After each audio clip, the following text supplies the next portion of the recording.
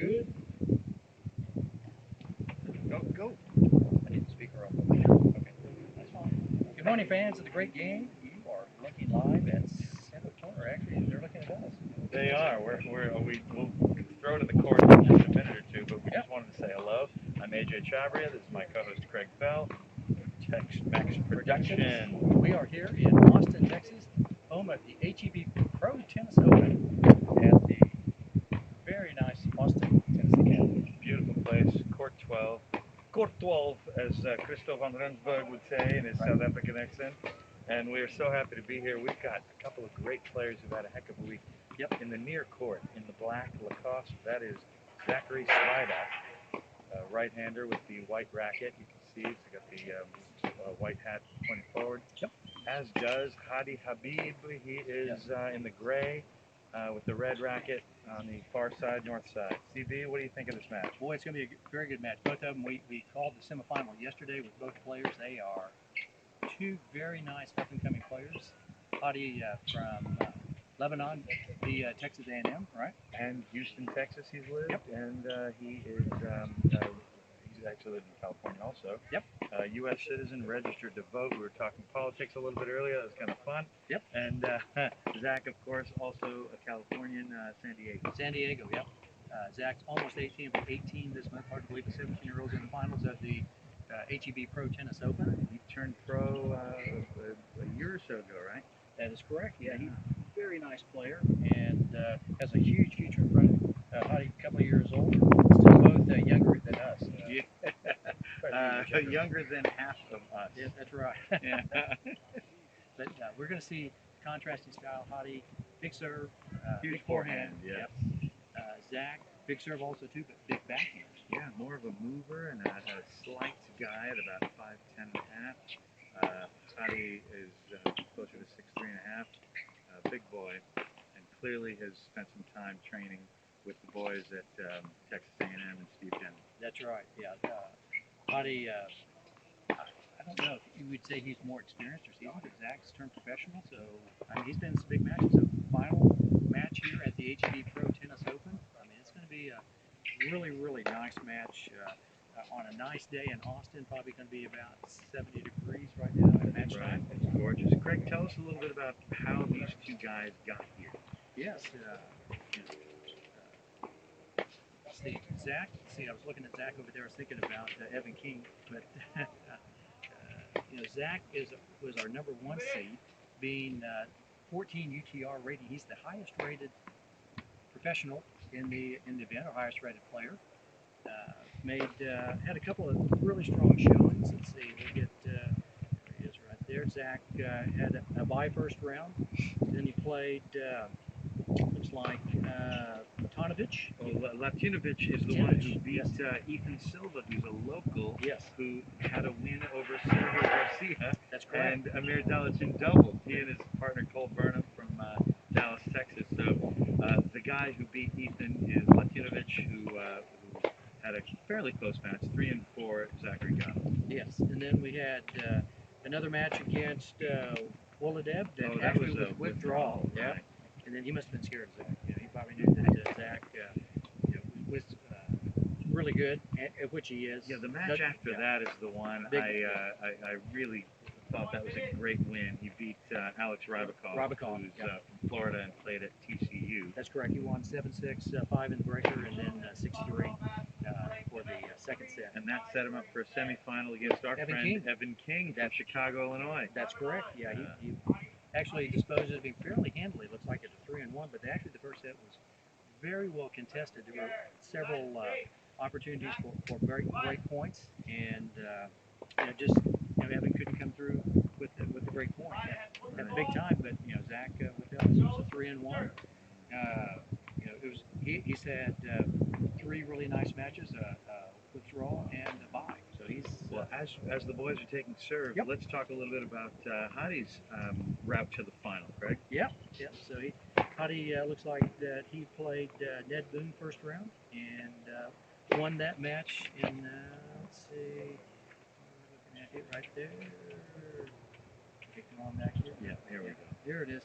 Yeah. Yep. Beat Ned's, and he beat Magadan. Senor Magadan. in the second round, 6-2-2. Beat one of the doubles players yesterday. We'll see him later, yeah, Merkel Delian. Yeah, yep. Tall guy, dark hair. He's originally from Bolivia, and he plays at Wichita State. Hadi disposed of him 4-1, 6-4, 6-1. And then he had a match against another doubles guy we're going to see in about a couple hours. Jacob Bullard. Yeah, Jacob Bullard, and that was a closer match, similar to Zach beating Rybakov 6-3. This was 7-5, 6-3. Yep. And then yesterday's semifinal, you and I enjoyed that. That was a solid 2-hour match against his fellow Aggie Juan Carlos Aguilar. Carlos Aguilar, and beat him 4-3. That was a really nice match. That was a really closer match than the 4-3 as opposed to yesterday's match 6-6-1, which didn't sound like a big match, but Carlos Aguilar was a very well contested match, very fun, very informative.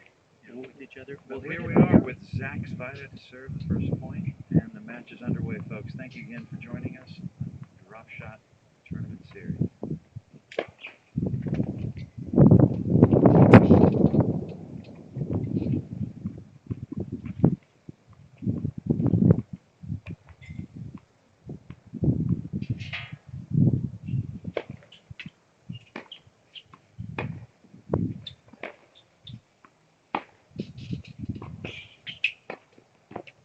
Immediately, Zach, after 2 forehands, gets into the net, and you could feel it that Hadi is going for the forehand a little bit more. Right. It's only 1 point, but Zach is known, I would say, worldwide, certainly nationwide, for his superior backhand. Yes, so that yesterday with Evan King not wanting to get any part of that backhand of Zach. Conversely, Habib has a massive forehand, as you mentioned, big serve too. Right into it and got an error. Pretty big serve there from a small man. Yep. Zach's at 30 love. In this opening set of men's final, HEB Pro Tennis Open, Austin, Texas.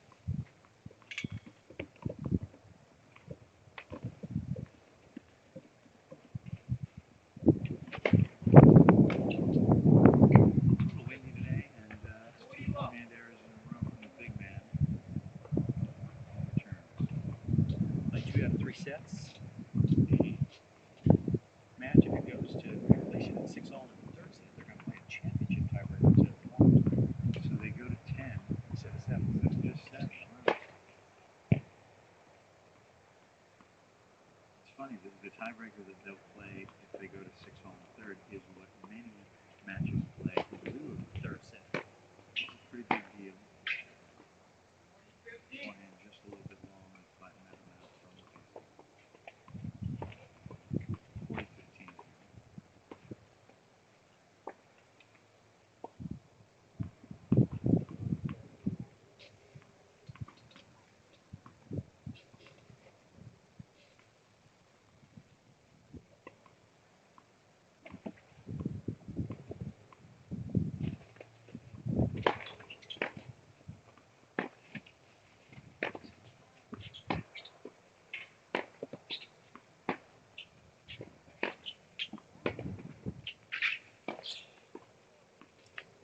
Shade wide. First game right there for Zach Svida.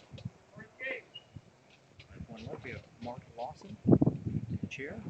For this match, we had He was in one of the matches yesterday. Yes, he was. Experienced man. He's up there. He's got the mask on, but he's got it more in the chin beard position at the moment because he is at least 6 feet away from the post. hello everybody. Craig Bell, Next Productions. My good friend and cohort, AJ Chabry. Happy to have you with us. Thank you for joining us on YouTube or Facebook or wherever you get your live stream. That's right. We're happy to be live streaming this match from Austin, Texas at the Austin Tennis Academy. Shout out to some of our sponsors. We have HEB being our top sponsor, signature sponsor. Also Laser Fiber, Ernst & Young. Get back to the action. Hadi with serve body backhand. Backed off a little bit, playing a little further back than he did. Hadi on the defensive. His Zach approach is pretty big forehand.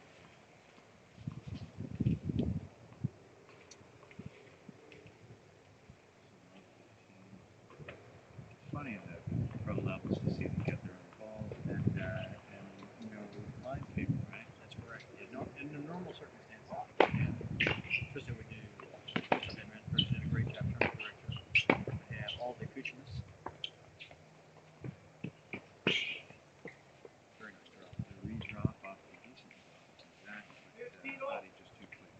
teach the approach drop shot? Of course, yeah. Especially when they think I'm going to bang it, I want them having to run. It's great. So I enjoy coaching that too, not just doing it.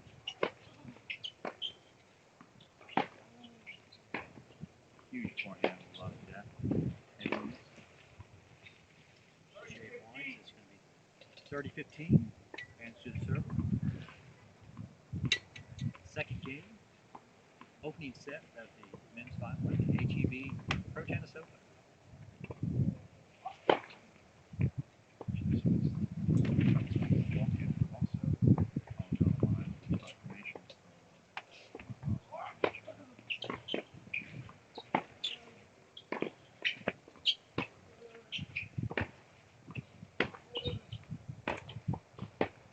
Large forehand there. Zach had the answer. It's 30-all. 30-all. Eddie did tell us his favorite shots were his forehand and his serve. Large forehand. Yeah. He got some inside also too. He was going to try to stay away from Zach's backhand. I think it's probably a wise play, but Zach's forehand is looking great right now too. He's right in there with the big man.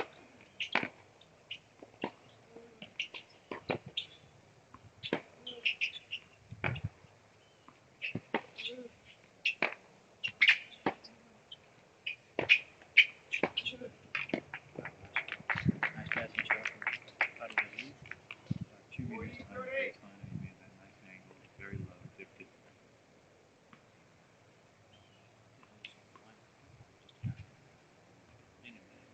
Tough shot.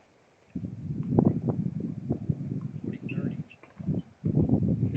First time for Cuddy's serve.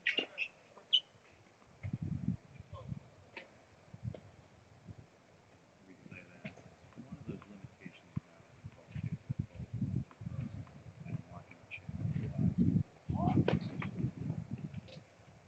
That was actually the first serve.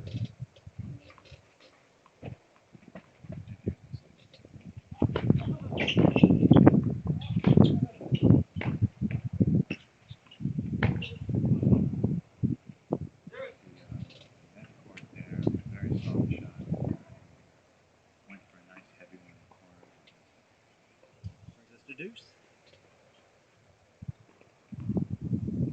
Nice. A little bit windier than it was yesterday. Still nice temperature. Low temperature and A few more clouds in the sky. Still nice weather in tennis in the Austin area. After such inconspicuous, not great weather beginning of the tournament, ending on a great note. It's kind of like 2 tournaments, isn't it? The conditions are so low bouncing in the beginning of the week, and now ball's bouncing up. It's over 70 degrees and really dry. It's pad out, and slide out. First time for break point for either player.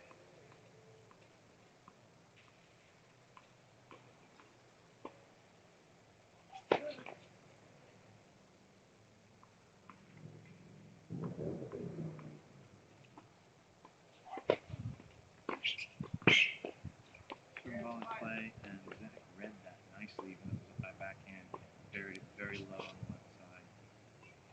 Good strategy and really comes to the net. And there was a serve ball in play, break point down, second serve. He did. I enjoy that actually. I think that's a good way to do it. Is Kind of kick mix to it up. the backhand, come in, but this kid on the other side is a hell of a backhand, and pretty special. He read it. He put it low, and Maddie had a very tough time with that ball. So it's too low. Zach upper break already, and about to serve from the inside. Sure, just the wind just slightly picked up. It's a little bit of a breeze from the south. Great return right up the center. Trying to move the kid out wide with forehand, and approach to the backhand. Turnaround opportunity to hit the forehand instead of the backhand. Just a little bit wide inside out. Do you agree with stuff like that? Are you teaching, think with Hadi in this case, that maybe backhand would be better? Or would you stay with the strength? Forehand is the upgrade, but he was in the alley, and he was really going for it. And let's say he doesn't make it, which he didn't. You look back and you're like, not the best play. Thanks for the question. Yeah, I think But so far, we've had 5 errors on the handling of Hadi. So you know he's going to be a resilient guy. He showed this yesterday. A couple errors, he forgives himself and makes the right adjustments. So he's going to do that. Zach, however, continues to pressure him.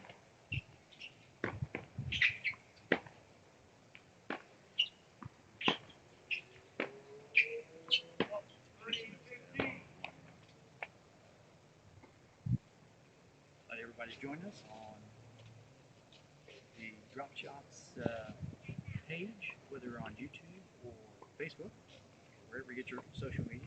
Glad to have you. We just love this DropShot Tournament series. It's such a success, this tournament. Happy you've joined us. We have several people watching. If you want to let us know where you're watching from, always happy to mention those who are watching. So it's nice to have you all here. So we appreciate you watching this Tex-Mex Productions production. Sure thing.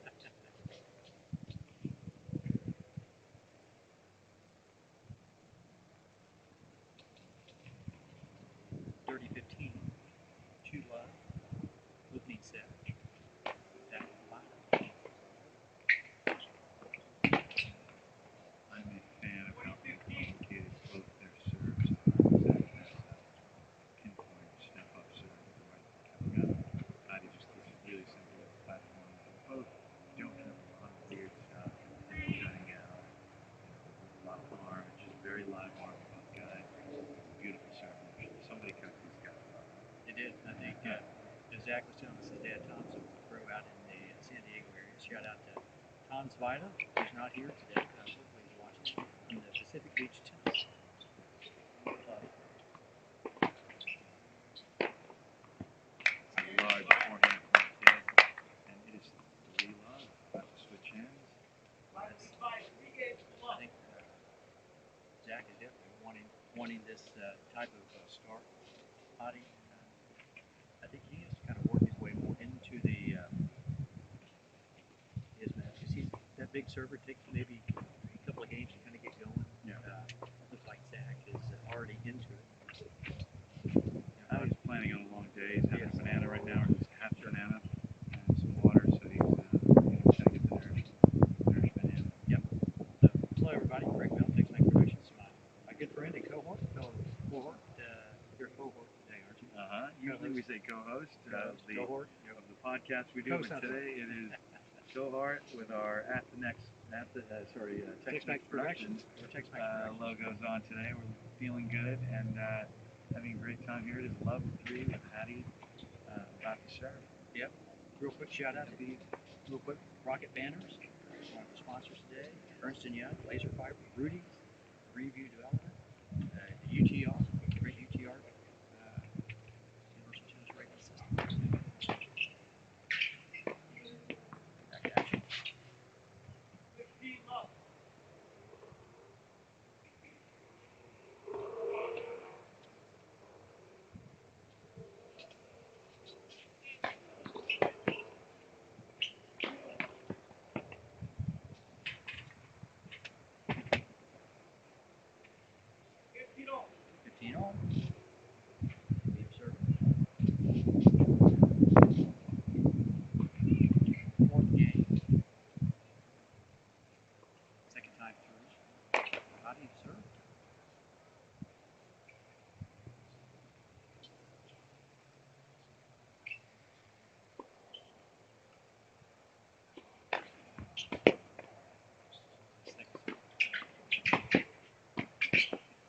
Almost a really nice volume.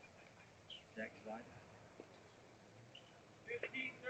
presses that shot down the line. Make 15-30.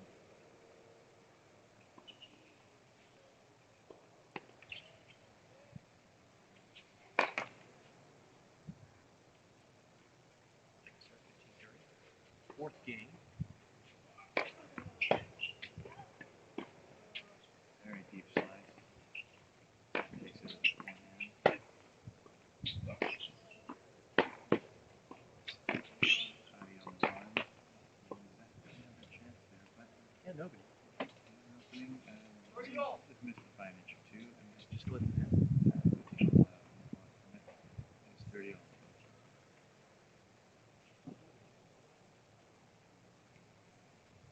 watching, everybody. Appreciate it.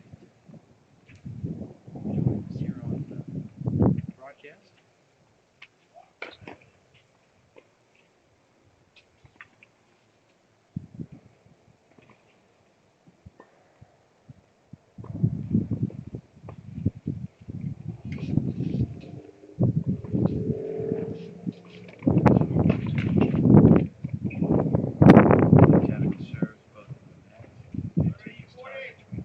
Kind of helps to not have ball kids because you're forced to groove the ball. It's like a forced way to not rush, but crucial double fault there. It's break point to Zach Spida.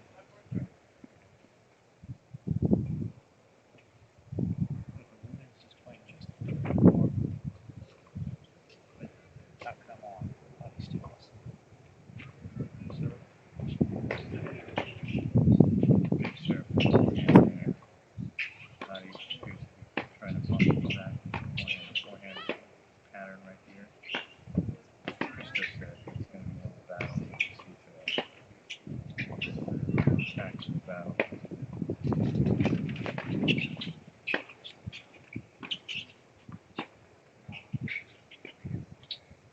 Low slice forehand, which Evans played a lot yesterday.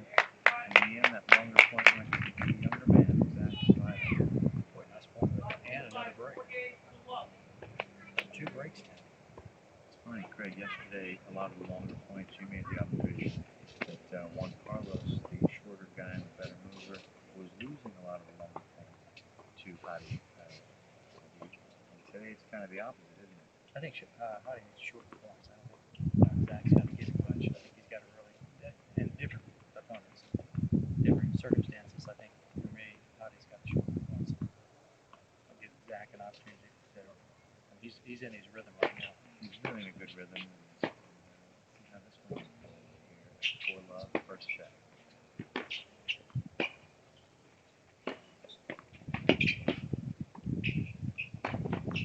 Wonderful swing volley off a sneak.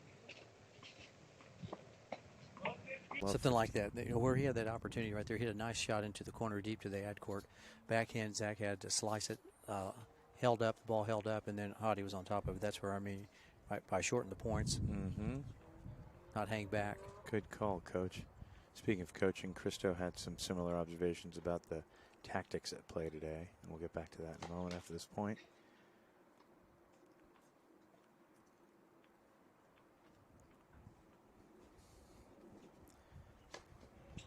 Superb second serve at the tee.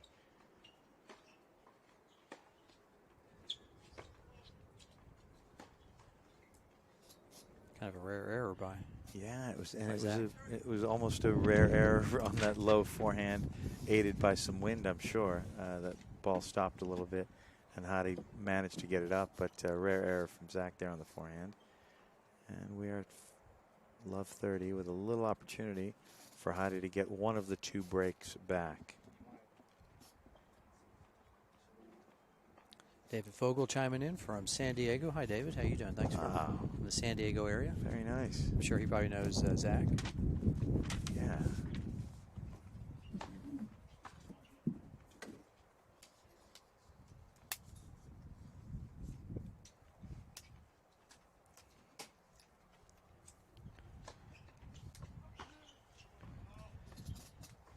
Return error there. So 15-30. Still like that strategy going for it on the second serve, but shorten the point. Try to hit first strike tennis for Hadi. Right off the serve, yeah. Zach looks very comfortable playing the wait patiently type game.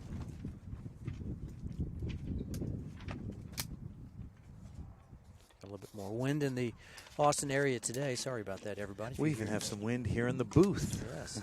That's rare, huh? There's a lot of hot air. We know that. Well, there's some nice deep ones. And they're really, you could see the pattern is pretty obvious that Hadi is trying to go for the Zach forehand. And like we were talking about Christo's coaching as an analyst, not just a tournament director, he made the observation if they do a lot of backhand to backhand patterns, this is probably Zach's favor. And if they do a lot of forehand to forehand patterns, it could be very interesting. And Hadi's right in there in these points. 2 break points. Speaking of which, yeah, 2 break points. Speaking of being right in there, it's going to get close here. Zach was down several break points yesterday to Evan King, but did not flinch. Saves one right there. This is one of those things, let's be honest. How many 17-and-a-half-year-olds are down 2 break points and they hit a wide and a wide with the forehand approach? No, not me. I don't know what I was doing. That was 17. impressive. That was greatness. It was confident and resilient, and here he is. Now he's only down 1 break point, and he looks, I think, Craig, you made that comment about poker face. He looks just as secure as he was when he was up 40 love. Yeah. You wouldn't want to play poker with Zach.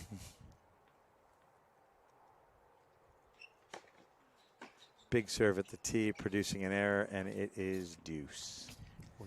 Just like that, a couple of break points. Slippery as an eel. He's gotten out of trouble again, brought it back to deuce, just like he did yesterday. Saves a couple of break points. He's bending but not buckling, right? As the old saying goes. We're at deuce. 4 love. A little bit out. Call just out.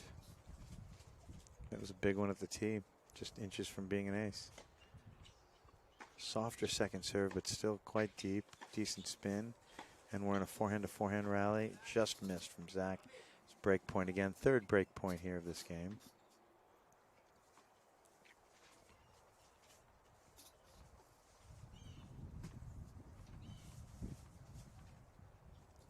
Zach told us a few things that his favorite food, barbecue, wouldn't say, here in Texas.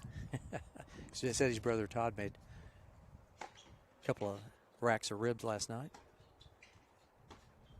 Who he's staying with? Here in the Driftwood area. A little bit long. Driftwood, a beautiful hilly suburb near the lake, Lake Travis, Austin, Texas. We're back to deuce. Long error there from Hadi Habib. Takes his time, 7 or 8 bounces there. Huge return, forehand to forehand.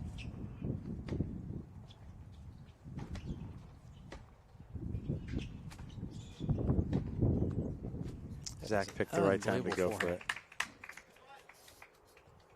That was 7 balls in a row at the forehand, and the only one that was just a hint of, with a hint of shortness. Zach was all over it and banged it down the line.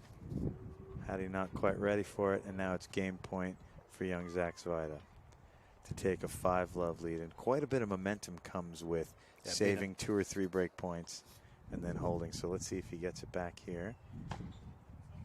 Just missed, going for an ace up the tee. A nice live arm.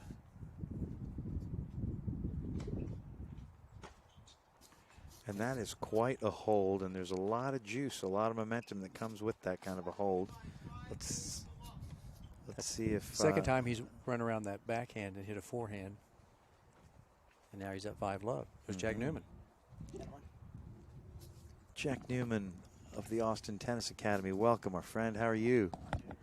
Good. Thanks for joining us in the booth. He's about to don the headset. Our producer's about to go live with Jack Newman. He's right behind us. Hey, Jack. How you doing there, buddy? Doing great. I'll get my mask on here. There we go. And Jack, what are your far of this match? yeah. I don't think he has gotten his teeth into it yet. Not yet. I think he's trying to get to the forehand, but not having too much success so far. Yeah, he just seems like he's a lot more higher risk reward than Zach. Zach's a little bit more compact. Even though he hits the ball really hard, seems like his strokes are a little bit cleaner. Hadi going for a little bit too much. He hadn't found the rhythm quite yet on his serve or his forehand. Agree. Looks like he had 3 break opportunities. Could have worked his way back into the match. Jack, you watched Hadi warm up with one of your boys, Nico Jameson. How did that go this morning? Went awesome. Looked great. Habib was very kind and super nice to Nico, and they had a great warm-up. It looked it, yeah.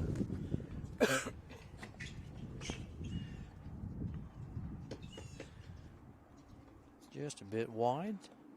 Earns the first point to Hadi Habib. 15 love. That's his second serve and volley play, both with a backhand half volley. The first one, of course, he missed in the net. This one worked out quite a bit better with some nice feel. I'd say the tournament was a fairly successful tournament, even though it didn't start off well with the weather, but it's ended really nice for everybody here at the Austin Tennis Academy. Yeah, I think the DropShot guys have done a great job this week, providing a high-level opportunity for a lot of college guys and young pros, and of course a lot of junior players got a chance to play in the qualifying, which was awesome for them. Jack, did some of your pupils make it into the main draw of this one? We had a couple in the singles and then a team in the doubles that did pretty well, won a match, and had opportunities in another match.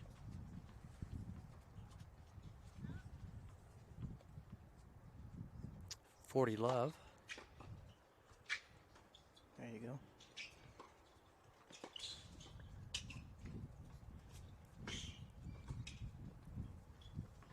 Will we see the tweener? No, we saw more of a traditional lob retrieval into the wind. Great point. Nice point. Yep. A lot of texture to that point, yeah. I like that word, texture. Yeah. Where'd you find that word at? I think it's in the dictionary. I was going to say feel, but you said texture. That even sounds better. 40-15? Yeah, momentum changes even within that 1 point, and it's 40-15.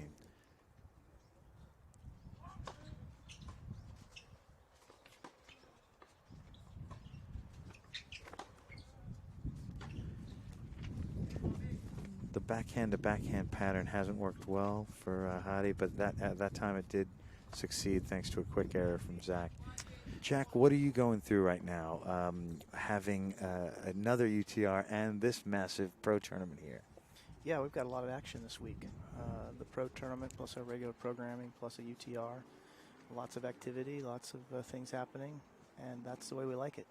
Very impressive place, Jack, and thanks for hosting. Yes. What, 20 years almost coming up? Yep, 20 years of Austin Tennis Academy.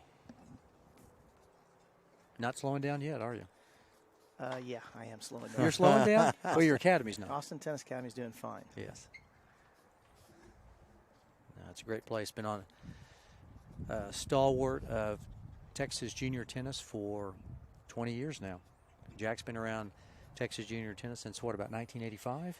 Yeah, 40 years actually this year. 40 years. Yeah. Congratulations. 20 here and 20 up in Dallas, was it? Yeah, I moved to Austin in '96. Mm-hmm. Went to the St. Stephen's Tennis Academy, and then yeah, started at Fretz Tennis Center in Dallas, public facility there, and then helped Eric Schmidhauser start the St. Stephen's Tennis Academy here in Austin, and then in 2003 the ATA was founded.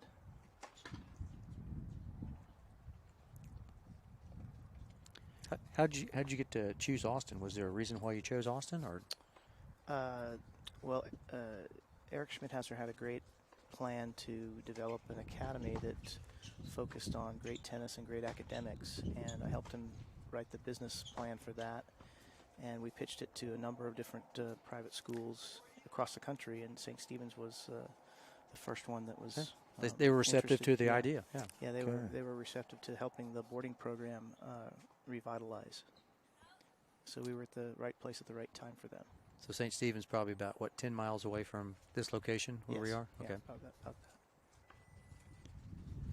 Jack, while we have you in the booth, shifting to the technical side, what's your opinion of Zach's serve and Hadi's serve?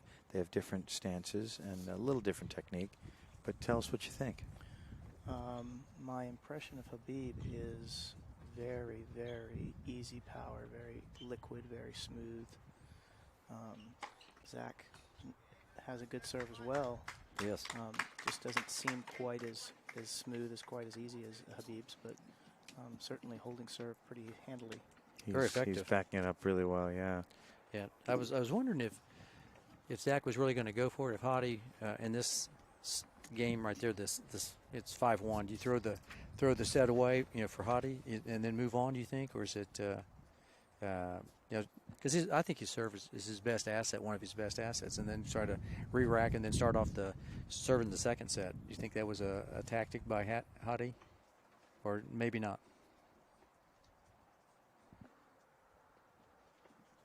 I think it's hard to give away games. I think you try every game. Yep. These guys are just such uber competitors. I doubt that they're giving anything away, right? Sure.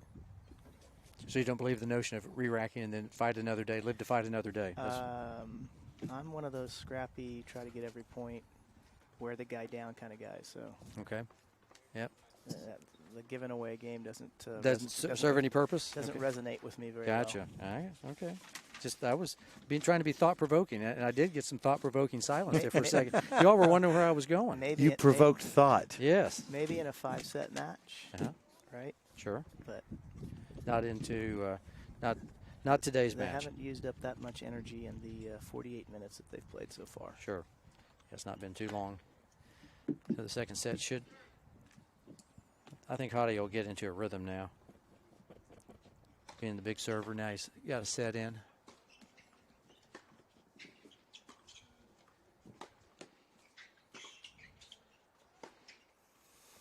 That's a nice shot. Yeah, he really steps up well when he recognizes a slightly short ball.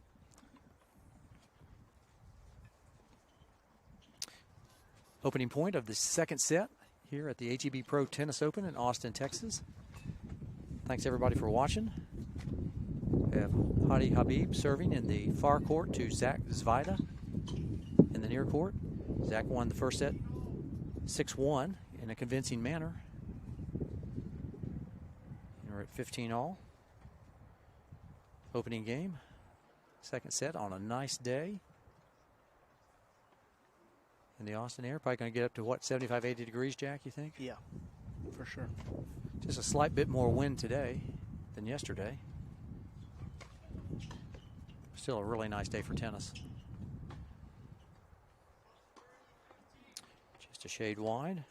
Mark Lawson in the chair agrees, makes the call. So we're at 30-15. Are there any future plans for Austin Tennis Academy? What are you thinking about moving in the future for the academy, or just you like where you're at? We really like where we're at right now. We're at about 35 students in our fully accredited private school, and that's about our max. We've been talking to some other athletes other than tennis athletes to perhaps add some more different athletes to our school program. Our tennis program has a max of about 150 people, 150 students, so we've been at that for a number of years, and we don't have any room to expand court-wise. So, Jack, when you say 150 students, you're including junior academy and junior development and future start, or everybody, all three from start to finish, the youngest ones to the kids that are. How young are the youngest ones, Jack? 5 to 8. Tremendous. Yep. We've got some second generations. You guys might remember Brian Lubin. Sure, for sure. One of my students up in Dallas. His son is in our program. And Judson Sutherland, who was also one of my students at Fretz Tennis Center. His daughter's in our program now, so we're in our group of second generation students. Your name is mentioned often back in Dallas, even at a casual dinner or hitting a few in my neighborhood. I know Neil Kenner and Jason Marshall both mention your names all the time. Yep, former Fretzers for sure. Yeah.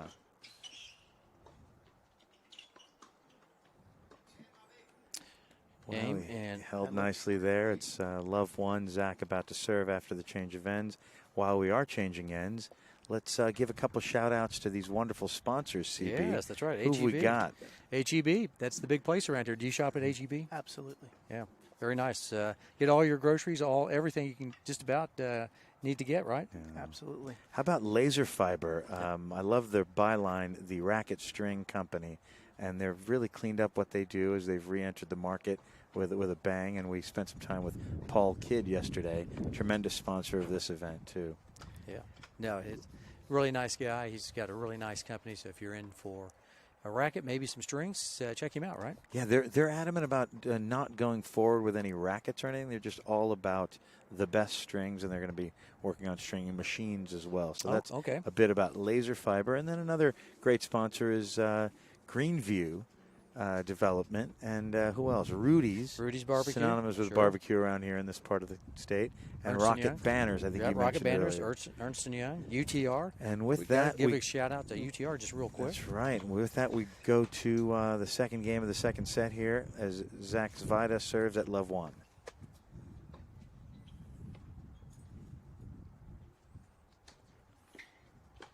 You guys think if the wind picked up a little bit more that it would favor one of these guys over the other?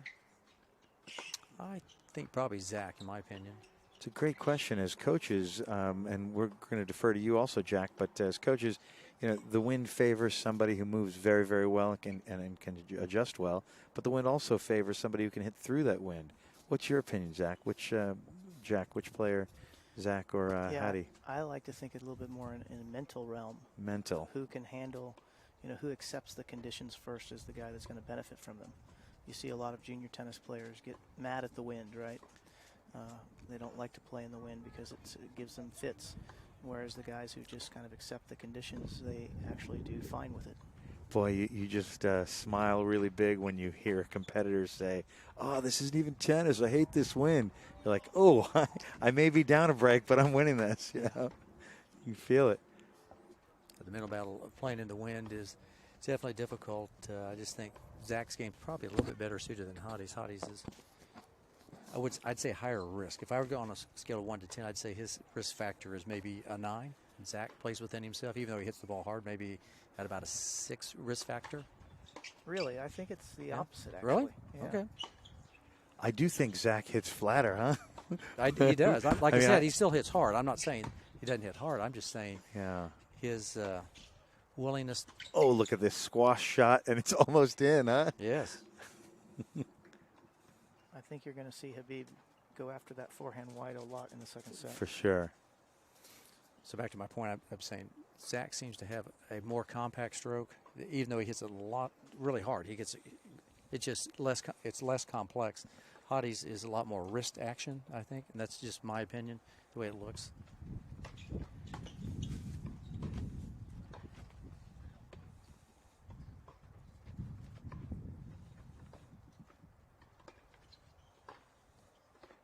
Trying to figure out the call there. We're about we didn't see the finger. 50 feet away. And we were blocked by the a little bit of the camera. The big gray shirt of Hattie. So we'll wait for just a second. And then we'll give you the score officially. 30-all, he called. Idiots. He did? Okay, I didn't. Yeah. Staying down with that backhand and kept that nasty low slice very low. Zach appears to be very comfortable on the baseline. And Hattie is playing a meter or two back. And now he has a chance to go in. Let's see if he takes it. 30-40. Waited for the right time and Yep. went for it, yeah. So we got a break point here for Hadi Habib. You know, Zach has seemed to do his Harry Houdini impression and get out of every break point that we've broadcast. This kid is only 17 and a fraction, but he's got a PhD in saving break points. He's faced many, but he's relinquished few, if any.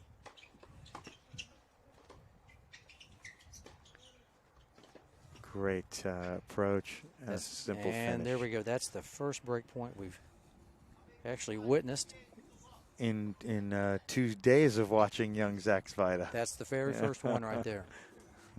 Evan King had numerous ones yesterday and couldn't break through, and now Hadi has broken through. He's broken the code. Jack, as a coach, are you seeing any shifts right now besides the obvious score? I think Habib had a plan against this guy, and I don't think he could quite get to the plan in the first set. I think he's gotten to the plan now.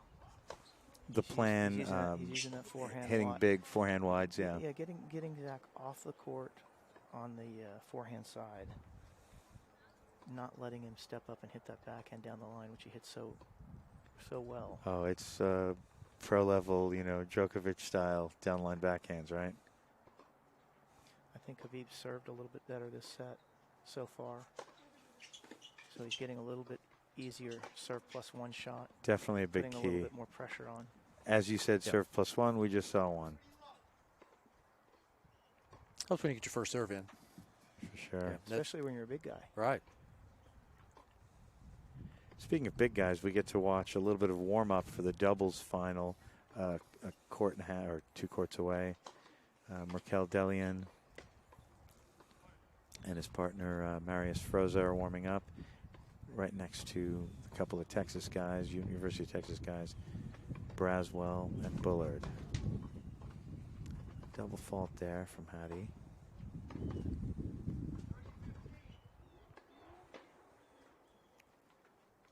Thank you all for watching, wherever you're watching from. I know we've got, here we go, got a couple of other folks checking in. Matt Hanlon from Dallas knows Zach very well. Family friend, family. He did some coaching for Zach at some point, right? Yes.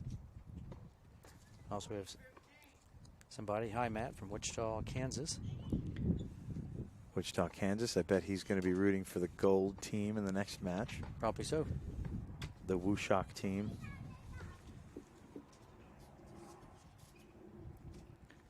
All right, we're at 40-15. He's got 2 chances to hold here. Using the plan that Christo talked about and Coach Jack right next to us talked about, is to get Zach off the court and make it a forehand-to-forehand battle. And that was a brilliant down the line from Zach Svida. I'm amazed at the power that these two hit with. It's just surprising to see this level of play. I just don't recall this hard of hitting. And to be on the, that's a game. It's a big serve at the forehand. We're going to change ends here. And we're up 3-love now. Zach will be serving at love 3, that's right. Kind of a tale of 2 cities, as the Shakespeare wrote, right? That's right. 2 totally different sets, as Hadi has settled in a little bit. So how much land do you own here at the Austin Tennis Academy, Jack? Do you? We've got about 5.5 acres. Okay, and you're using how many probably at the moment?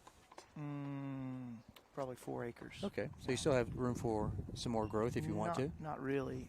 Not really? Okay. This area back here, that's all trees and outdoor classrooms, and then we have a soccer field. They're really not developable. Okay. So you've developed all the space basically that you could theoretically. 12 hard courts, 2 red clay, school building, fitness building. That's about all we got room for. Okay. Excellent. No future plans for buying some land maybe or anything like that? Not at the moment. Okay. I guess anything could happen. But, sure. But just happy with what you are. Yeah, I'm 60 years old, so I'm getting at the end of my career rather than. No. Looking pretty fit, Jack. Probably, I'm not worried about you, man. Probably not as high a risk of an entrepreneur as I was 25 years ago. Well, we're happy you took those risks 25 years and 20 years ago also. Yeah, or we wouldn't be here. So we're. And here we are at love 3 with Zach Svida about to serve. Just long there. Second serve here. Hadi's got to be planning something good, executing his plan, like you said, Jack. Get Zach off the court and work the forehand-to-forehand battle. It's exactly what we just saw. Downline approach, Zach with a slice from the fence, really. Yeah, I think if you want to go after as wide as backhand, you'd better have him on the run the other way first. Good tactics. Yeah, he's pretty much shut him down this first 3 games as far as points go. 12 points to 5 points. He's won 12 points of the 17 points they played. Have you got the stats on Habib's first serve percentage those last 2 games? Certainly went up. It went higher. Yeah. Do we have the real stats, or just my my feel is that he went from 40 to about 65%, right. Maybe 70. Yeah, I think that's right. Just under 50% in that first set. Left 30. Despite a little more wind, like most people are like, "Oh, it's windy. I'm not going to serve as well." This guy's serving better now. He's settled in. I think Jack made that point about mental the battle and how you deal with the wind, not just tactically and physically, but mentally. It looks like it's happening.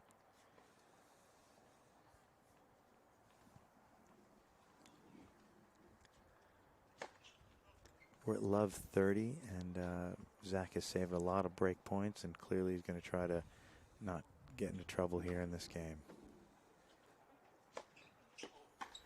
Forehand to forehand battle. Oh, it's sliced backhand, very short from Hadi. Nice volley. Near perfect volley. Perfect. From Zach Svida there. It is 15-30.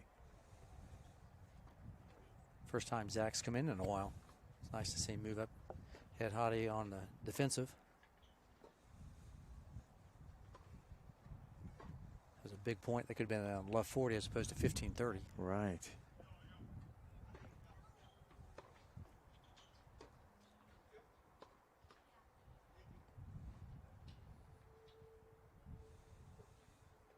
So if anybody wants to know about the Austin Tennis Academy, I'm sure you have a website, ata.com or Austin Tennis Academy? Or? Yeah, we have a fantastic website, AustinTennisAcademy.com.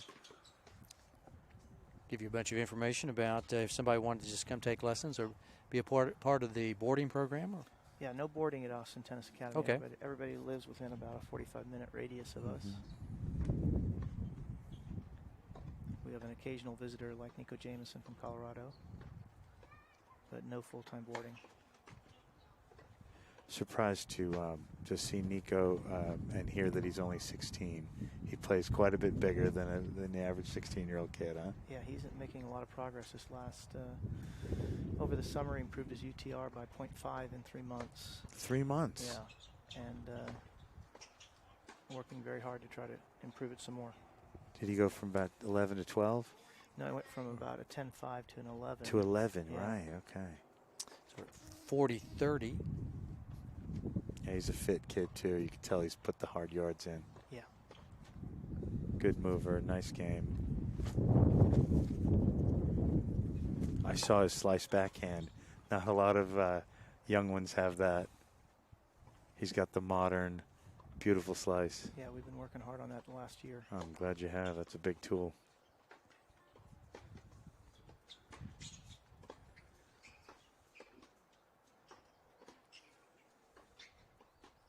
Speaking of slice backhands, we just had a little slice-to-slice rally and an error in the net, and that's game for Zach Svida. After being down love 30. Yeah, he's keeping this close. It is 3-1 for Hadi Habib, about to serve that big serve. Josh Pitch from Austin, Texas, weighing in. So looking forward to attending in person again. I'm sure we would have had a number of people in the Austin area if we would have been able to. This would have been huge. Jack, Austin is a tennis town, isn't it? For sure. Huge. Approaching the level of Atlanta, Georgia, huh? I think you're right.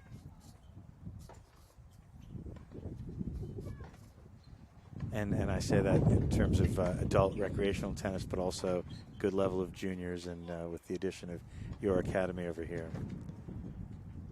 Good junior tennis scene and adult. I've seen, what is it, CATA?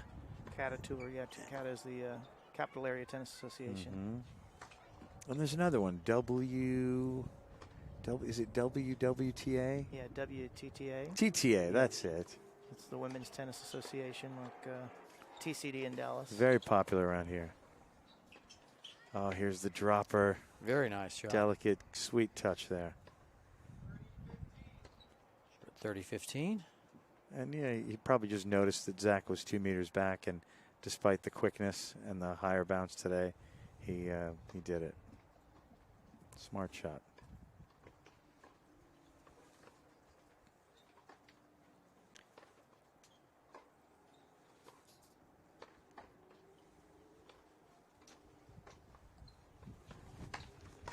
There's a big serve. Big one out wide, huh? Right to the strength of the backhand.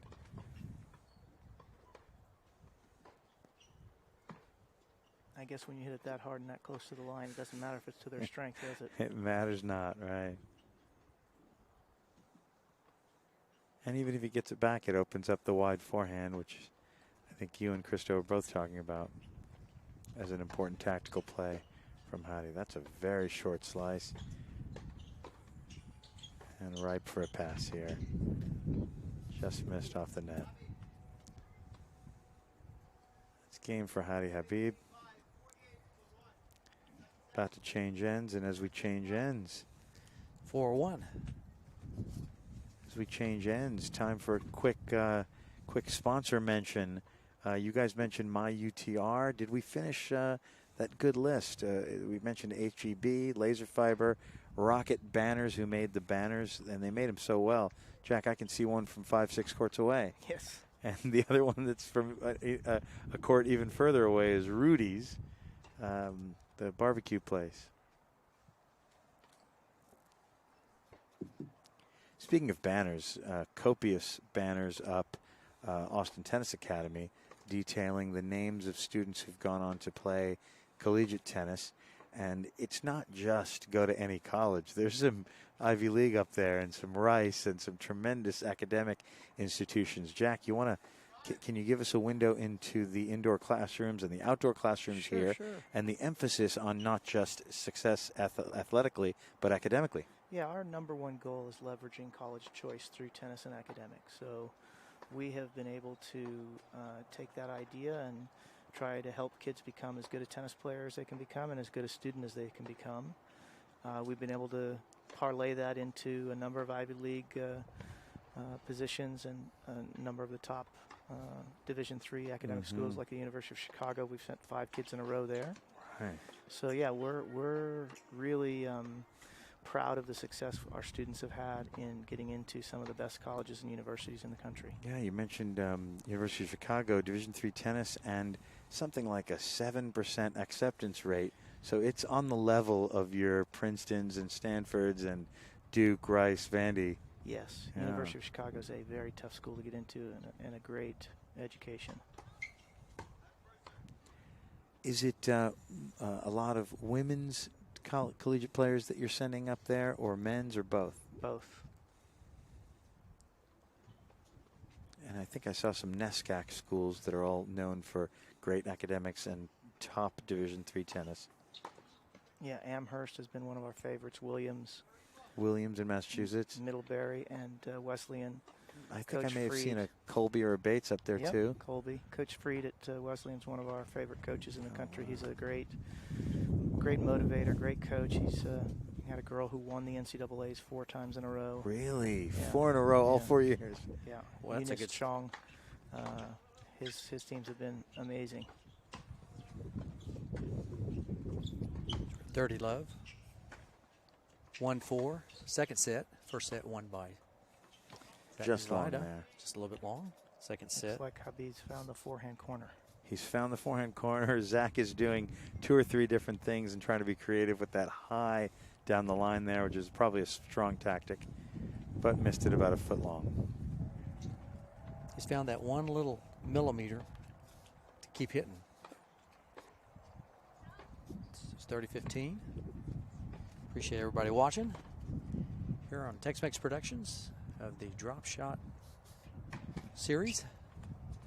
This DropShot Tournament Series has a massive future, huh, Craig? I think so, yeah. These, you know, they're having the ladies here in a couple of weeks, right, Jack? You Yes, guys sir. Not next week, but the following Following week. 2 weeks 2 away. weeks. Okay, yeah. Oh, what a deep return on the back of the line there.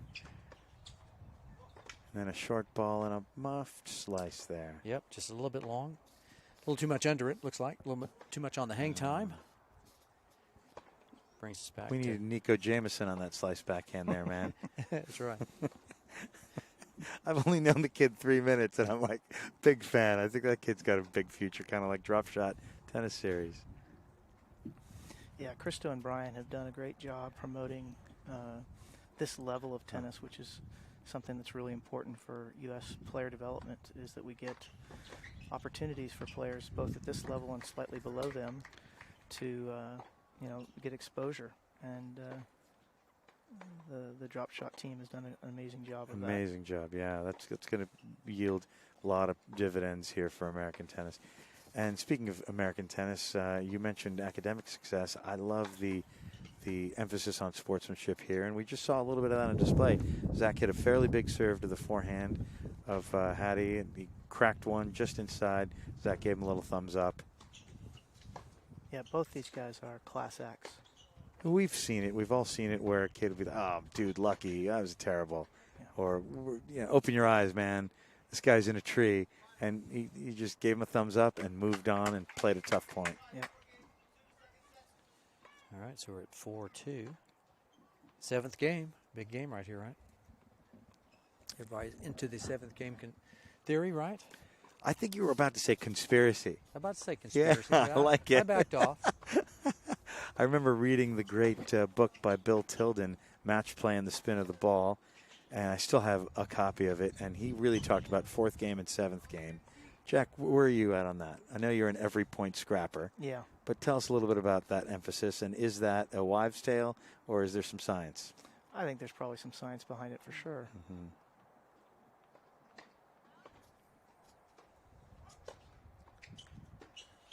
Exactly.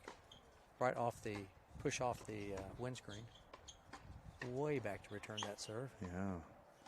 Squash shot on the line, skidding. There's another deep one just in. 3 slices in a row. Hottie's handling them, and not that last one. Boy, you talk about working your way out of a situation, being pinned into a corner, pushed his hand on his left hand off your fence over there, Jack, and then rebounded into the court. Maybe use that as some type of momentum builder, right. That left hand. Mm-hmm.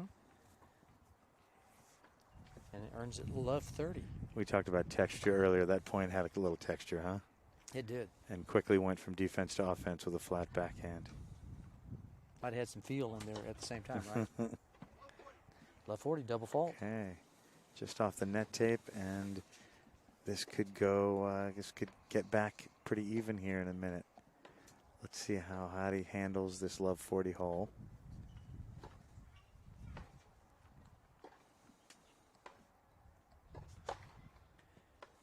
There's some of the easy power Jack was talking about. That very liquid feel. That serve was an inch or two out, but looked beautiful.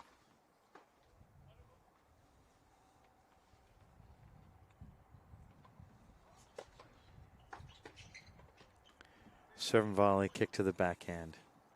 Second serve, good Awfully pressure. smart on a second serve break point, yeah.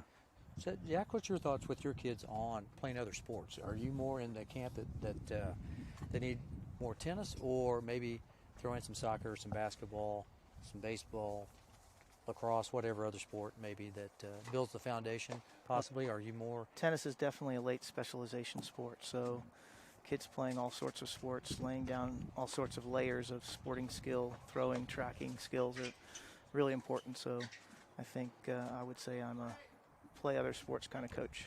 Yeah, early on, and then maybe Yeah. build that foundation. Specialize a little. I like how you said it, a late specialization sport. Yeah. Early early initiation is important, I think, for learning those skills. There's windows of opportunity to learn skills, right? And so starting early, but not just force feeding it like trying to produce pate, right? Mm-hmm. Sure. 30-40. 2 break points saved with serve and volley plays from Hattie. And there's a deep backhand just an inch out. Nope. Called out, but it was overruled by Mark in the chair. And we are back at deuce. It was the back edge of the line for sure. Yeah. First overrule we've had. I'm sure Zach thought he saw it out. But Mark in the chair, pretty good eye. You can tell mentally he's moved on from it. He's ready for this deuce point. And a second serve from Hadi Habib.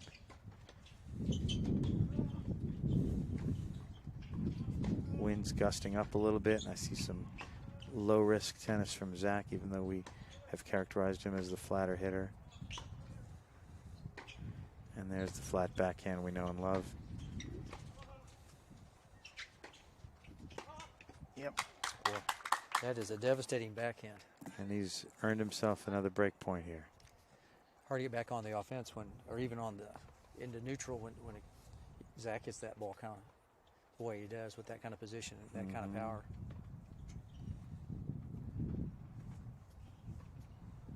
I think this is the game right here. Tug of war. If Zach gets this, he's right back into the match. The 7th game of the second set. This is huge, folks. happy you've joined us. Give us a little feedback or some of your comments on where you think this match is going. Does Hadi hold on to this lead, or do we go with a very, very close second set? Ooh, Trying to take that second early. I see some fist pumping discreetly to the back fence. A lot of positive body language, but nothing over the top. What do you think, Jack? Yeah, I think I spoke to his coaches this morning. One of the things they said is he's really tough on himself, and he said he's been working on that, trying to be a little bit more positive with himself. So, yeah, I think you saw him there working on it.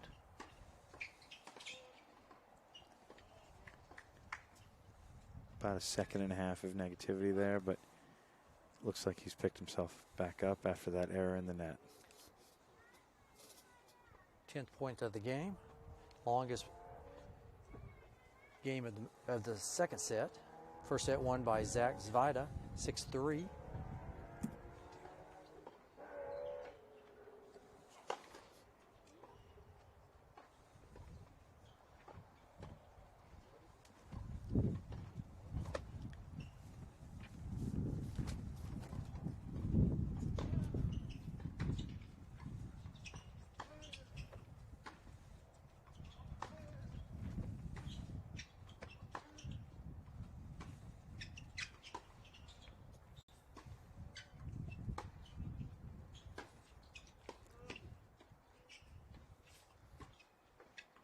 Just missed the low risk forehand.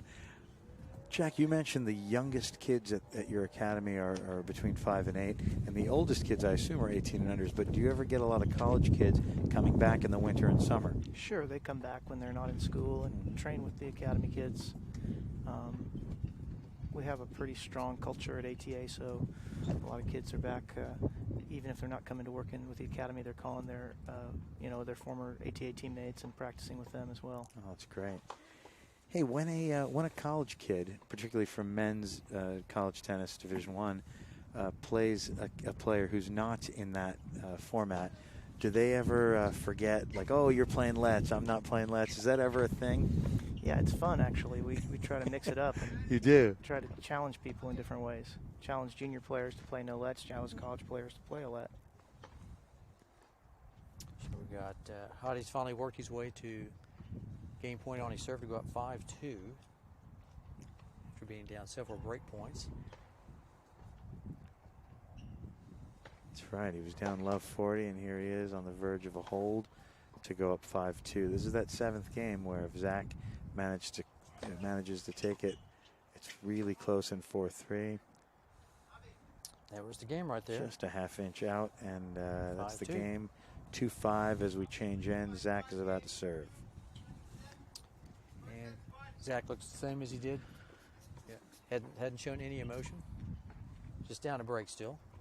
Stoic, resilient, having some water. I can tell Hadi's about to go banana here. He's planning on a long match, a long day. He's not feeling like this is a quickie. We talked about this earlier today, even at the hotel. Adrian and I were trying to kind of get our thoughts, each one of us, that we thought this might be a 3-set match possibly. I believe I said guaranteed 3-set. Oh, guaranteed. But I could be wrong. Okay. At this point, it looks like it's going that way. We don't want to. It is. I would not have dreamed of a 6-1 first set, but I thought, oh, there's going to be momentum changes, there's going to be wind. I bet it's going 3, and we did have privately, as journalists, off the record, our picks.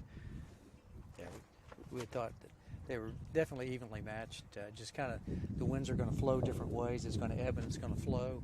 Looks like it's ebbing towards Hadi at the moment. It was flowing towards Zach at the first set for about the first 30 minutes, and the momentum shifted, especially right out of the opening gate on the second set.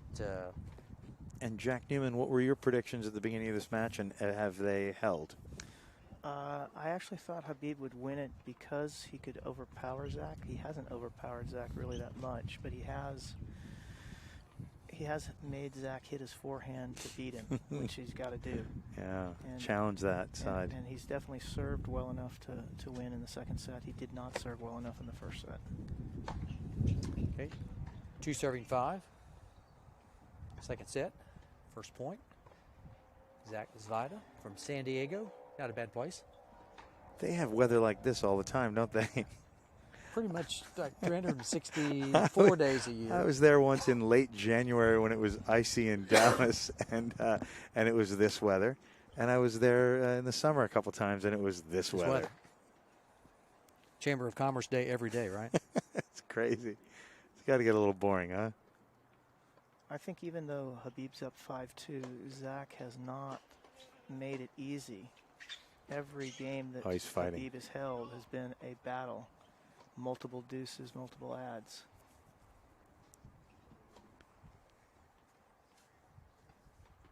Nice down the line. Forehand from Hadi. 15 all.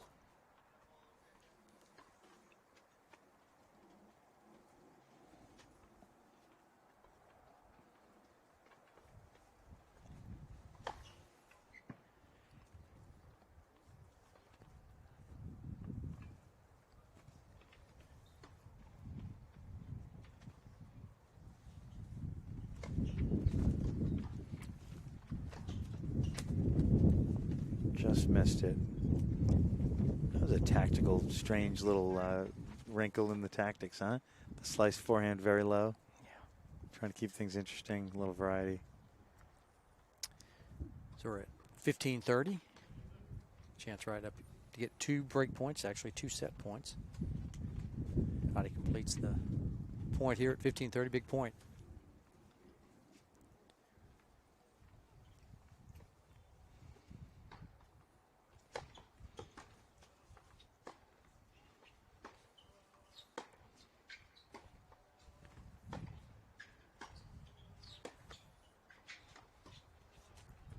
Ooh, just tips the net. That was about the first point we've heard some protracted grunts from either player. Zach is more of an exhaler. Hadi normally is too, but we heard some grunts there. Jack, do you coach the kids to exhale during the shot or after, or to grunt very, very loudly? Exhale on contact. Nice. We use a lot of karate analogies, right? Karate Kid. Mr. Miyagi? Yeah, you don't see him breaking bricks and boards without some exhale. Without good exhales, yeah. Focusing the chi.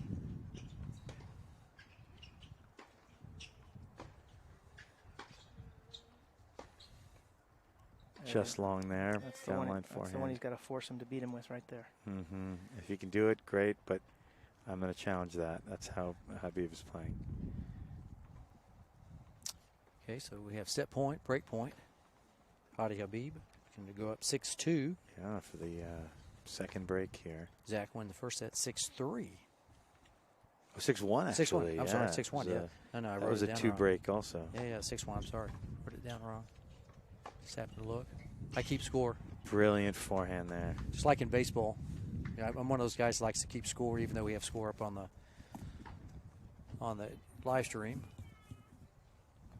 I like to keep my mind busy, occupied. See some stats that way.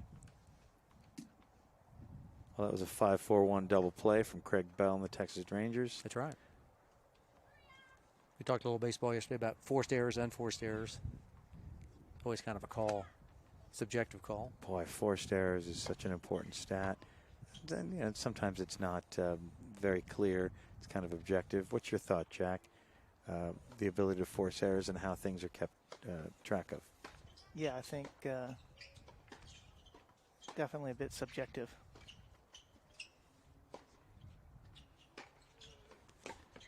We joked yesterday, if you get 6 or 7 coaches watching a point, you might get 6 or 7 answers on that. I'm afraid you're right.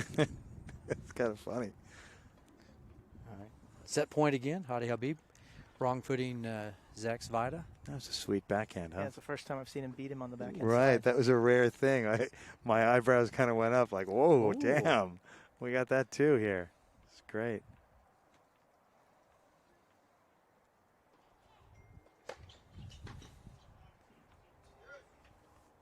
Back to deuce, 9th point of the game. Another big game after a 12-point 7th game. We're at a 9th point 10th game. Both players locking in the last 2 games, concentrating heavily. Heavy. Right. Realizing what's at stake. Yeah, this double break is massive momentum if Hadi can get it. And if Zach holds, like Jack said, he's been fighting every single game. And if he holds, this could get tight, and maybe he can get back into this set in a big way. I believe this is the 3rd set point for Hadi Habib.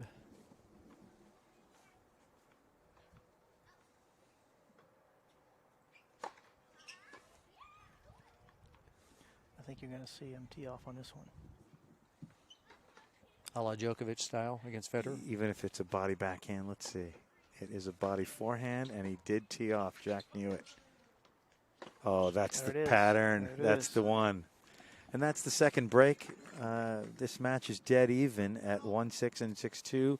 And do you remember when I said guaranteed 3-setter? You were right. I'm not looking like such a moron anymore, huh? Yeah. We are not ever going to bet against the great AJC's prognostications, Jack Newman. No, sir.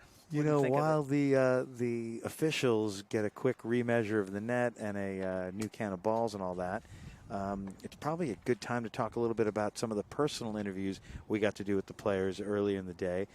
Craig, tell us a little bit about some things about Zachary Svada that nobody knows. Yeah, nope. Zach. Like who's his favorite player, that kind of stuff. He definitely likes Roger Federer. He's a Fed fan. He had the Swiss running shoes on from that On brand. Yes. Yeah. Yeah, he's got a couple of Chihuahuas named Nico and Zoe. Mm-hmm. So that's always nice to learn about. I would not have thought of Zach as a Chihuahua guy, but he's has a couple of Chihuahuas out there. Well, he lives in a border town not too far from the great state of Chihuahua down in Mexico. That's right, not too far. Yeah. Right.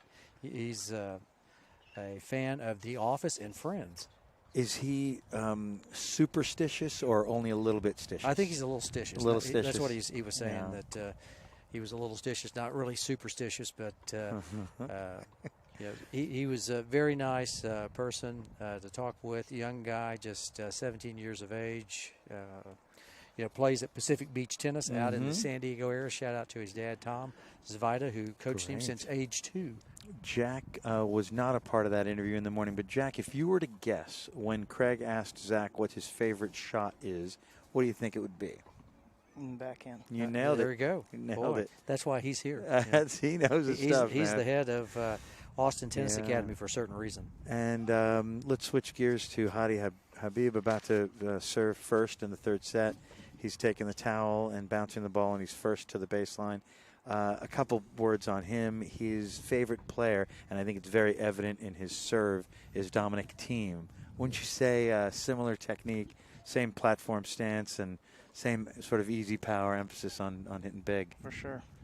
He's about 2 inches taller than Dominic Thiem, but really similar serve. All right, gang, get your popcorn ready. We are in a 3rd set. Downline backhand missed there. You could feel that he was that Hadi was trying to take the backhand into the forehand of Zach, and now it's love 15. I'm interested to see what Zach does, because he's been kind of, I would say, punched in the nose now. He's had a fairly easy road to the finals, hadn't lost a set. Has had only one close set that was a breaker with Rybakov. Yep, at 7-6. Yeah. And here's Hadi Habib pretty much taking it to him the 2nd set. So we're at 15 all, first game here.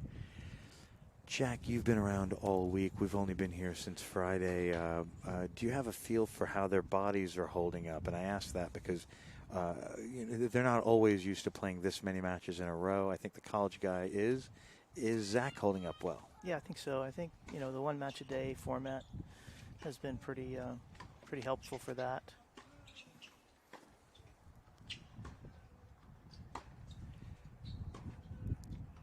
And these guys are all amazing about their recovery work and taking care of their bodies. They're really good about before and after taking care of all the sort of mobilization and stretching and all that sort of thing. Yeah, mobilization is a word that's really come into play in the past. Would you say 10 years? For sure, maybe even the last 5. I maybe 5. I certainly remember as a player, maybe a half hour of pre-match hitting and stretching and all that. And these days, you show up 90 minutes ahead. Is that right? It seems like the best players are definitely treating that as a very important part of their preparation for getting the best performance out of themselves. Love it. And post-match, you know, in my days, it was kind of a you know, stretch down and maybe a protein shake or some food, and now they're really scientific about what they do. What is your favorite cool down after a singles match? Well, I think there's a company called Trigger Point that makes some equipment that basically it's self-massage equipment, and they use those quite a bit. And then you've got the Theraguns now as well, but I think everybody's got one of those in their bag to help with recovery. How about a shout out to our buddies at the USPTA? They do a good job. Yeah. It's a company called Hypervolt. Yes, they make great equipment. Yeah, good deal our friend Embry has made with that company. Because, you know, we're talking about tennis players, but also teaching pros need a little bit of that stuff. Like pre-lesson or morning warm-up and a cool down after. And here is a great serve. And will Zach get that? He did it. Yep. Boy, That he was threaded a the needle. remarkable backhand up the line. Under a lot of pressure there. It looked like it was about to go out, and I think Zach, or Hadi thought it was going to go out, and then all of a sudden he went, that was good. I can't call that out. Zach just earned a break point with that brilliant backhand. It is 0-0,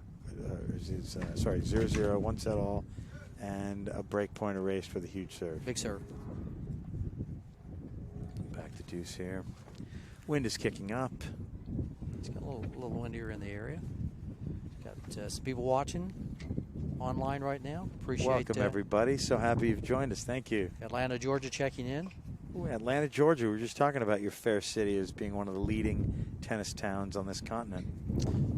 Cindy Christie says that Micah Braswell is her grandson. She's looking forward to seeing the doubles. That'll be following us this match.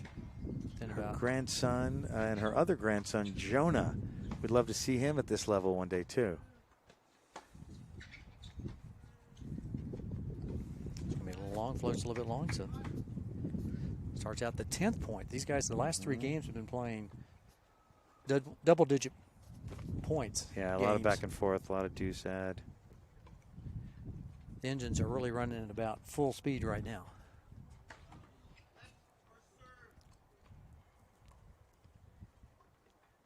It's funny when you're the second match on the doubles final.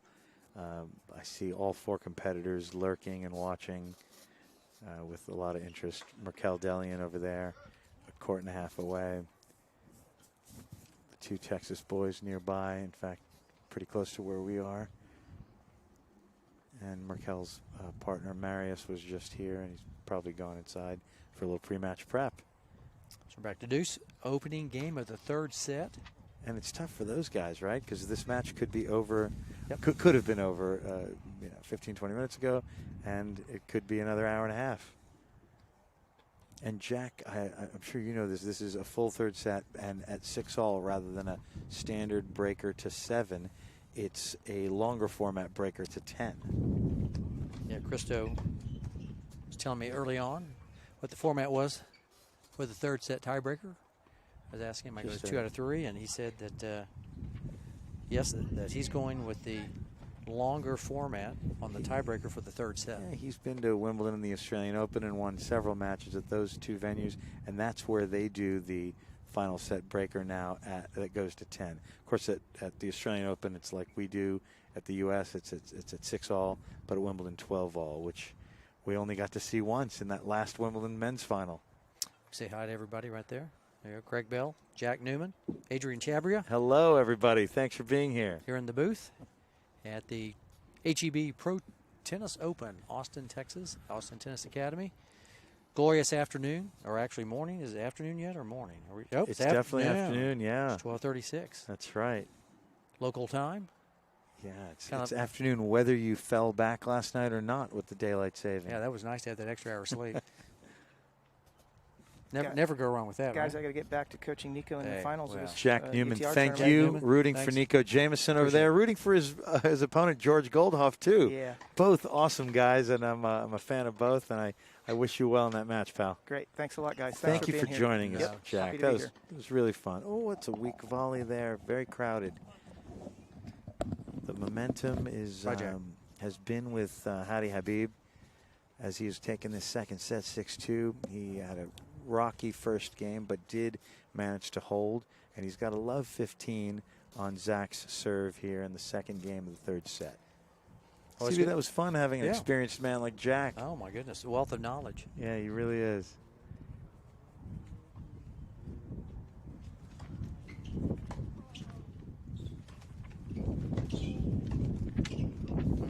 Two nuggets that I enjoyed hearing from him were you know, leveraging tennis success for college admissions. I thought that was He's an big educational key. guy. He's a big guy on Really education. is, yeah. Not everybody's going to be like professional level tennis players, so you want to be as educated, I think, as you can be also too, because it is a big gamble. These two young men are perfect examples. Hadi going to A&M, Zach's moving on to pro tennis, Yep. but still there's going to be life after tennis, whatever your Definitely. if Zach has a great career, Hadi has a great career, whatever, then we hope they do. Then they're going to be doing something afterwards too. So you have to be educated in the ways of the world. Never hurts to have too much education.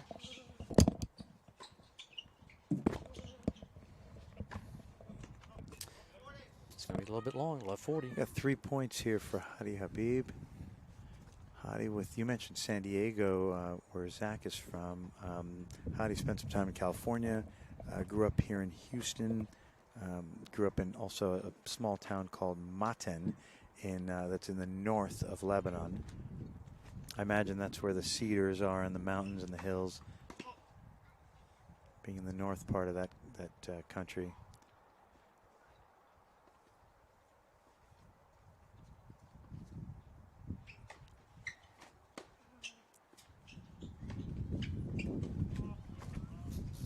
He's missed a few slices. I don't know if that's the wind or a funky bounce.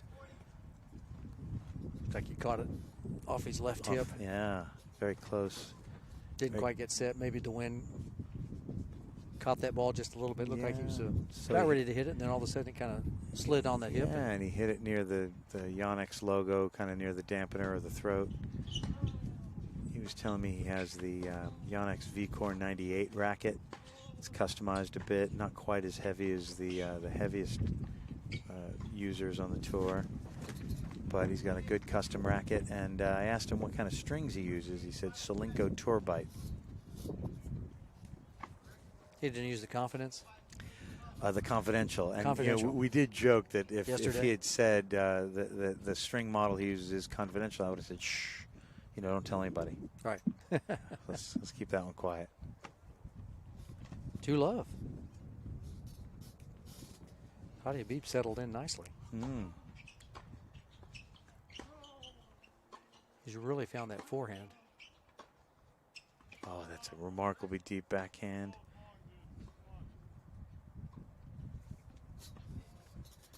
Love 15. We're just talking rackets and equipment. You interviewed Zach. He's got the Technofiber racket. And I know Technofiber is a corporate allegiance, maybe even is owned by Lacoste, so he's got both. Kind of like Daniil Medvedev, the U.S. Open finalist of last year, 2019. Daniel uses the same clothes and racket as this young man, Zachary Zvida. So 15 all. Third game of the third set. And the third point. That's right. The wind is definitely kicking up, and Zach seems totally unfettered, going for his shots after a good rally there. What do you think he has to do? He's been broken now twice. Zachary? Yeah.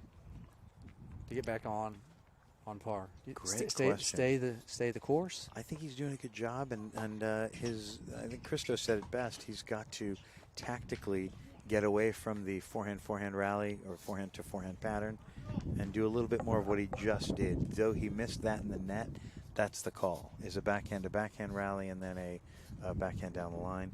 And I think he's doing a decent job on his forehand. Mentally, let's see if, though Hadi is up a break, let's see if Hadi gets tight. I'm sure Zach is banking on that a little bit. Oh, that's brilliant. Making Hadi slice a few backhands and then maybe pull the trigger and go for too much there, which just happened. So on cue, when Craig Bell asked me, what do you think he should do? He can't even hear me, but he's totally doing it. And he's got a break point. Yeah, because I mean, he won the first set. I wouldn't say fairly easily, but kind of routine. And Hadi probably, I think he's a big swinger. It's going to take him a little bit longer to get into the groove. He found his groove in the second set. Now the third set, he's still in that groove. To me, Yeah. Like I said, he punched Zach in the nose basically, and will he respond? I think he's responding. I think he's doing his absolute best to get this back on even footing. Oh, that's a rough serve. And Zach, I don't know if that was deliberate or what, but he went back a lot to take that. He was back on the fence again. Yeah, he actually touched the fence, with his left hand. As he did in the second set. I remember with that. The momentum pushed off the fence and then used it as kind of like a trampoline. And he ended up winning that point, if you recall. Remember, he was... This one, he netted the ball, then touched it. But that was an actual use of the fence, yeah. So we're at deuce. Be a little bit wide. Third game. 7th point. Both these guys are serving really well when down break point. As Jack mentioned, they have been down break point a lot. These guys, there haven't been a lot. Hadi has had a few, but there haven't been a lot of love holds or 15 holds. All right, so Hadi earns his first chance at a game point. Add in. Advantage Habib. Another big high kick. This time, Zach didn't take it from the fence. He took it a little earlier. So that's a great combo, is to hit a slice, then a huge forehand, and that's the game plan that Zach doesn't want. And I think Jack explained it nicely. That's the tactic or the pattern that Hadi should want. And there he did. He took it to him pretty well. I was looking for Hadi to go down the line with that backhand to do that forehand, and he ended up slicing. I thought he might take that risk on game point to move Zach out of position, then maybe go back over to the corner to his forehand. But he's out there controlling the dials better than I am. I'm just the armchair quarterback in here. You know who's not controlling the dials better than?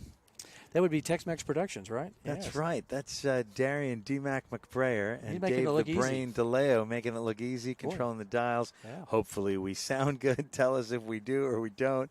And hopefully the camera, I think they've got 3 different camera angles, and I think it's looking pretty good. I'm proud. Oh, my gosh, yeah, it looks great today I'm here impressed. at the HEB Pro Tennis Open at the Austin Tennis Academy. Shout out to Christo Van Rensburg and Brian Sheffield for putting this great event on in the Austin area, bringing high-quality tennis to Austin, Texas, along with the high-quality college game. That's we know that the UT Longhorn men's team is pretty darn good.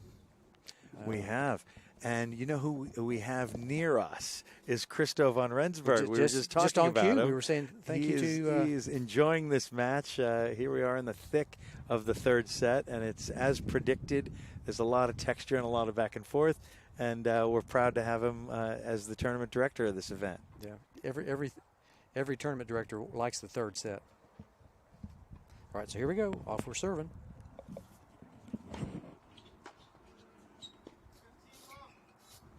Zach Vida makes it 15-love. 4th game.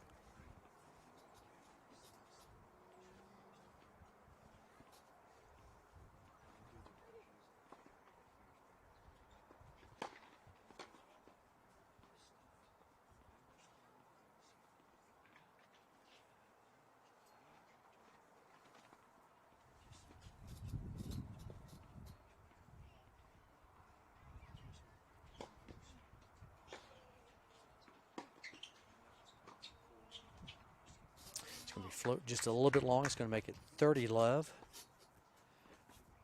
For Zach, I think he needs to really win this game right here. If he goes down 2 breaks, he's going to have a real problem. So big game here. 4th game. Down love 3. 3rd set. Won the first set fairly handily at 6-1. 2nd set went to Hadi Habib 6-2.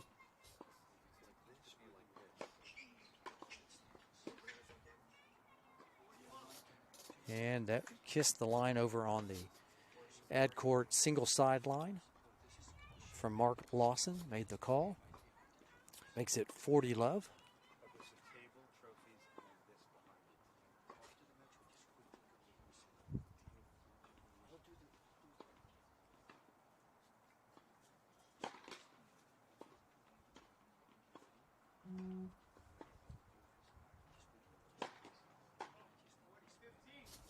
40-15, double fault from Mr. Zach.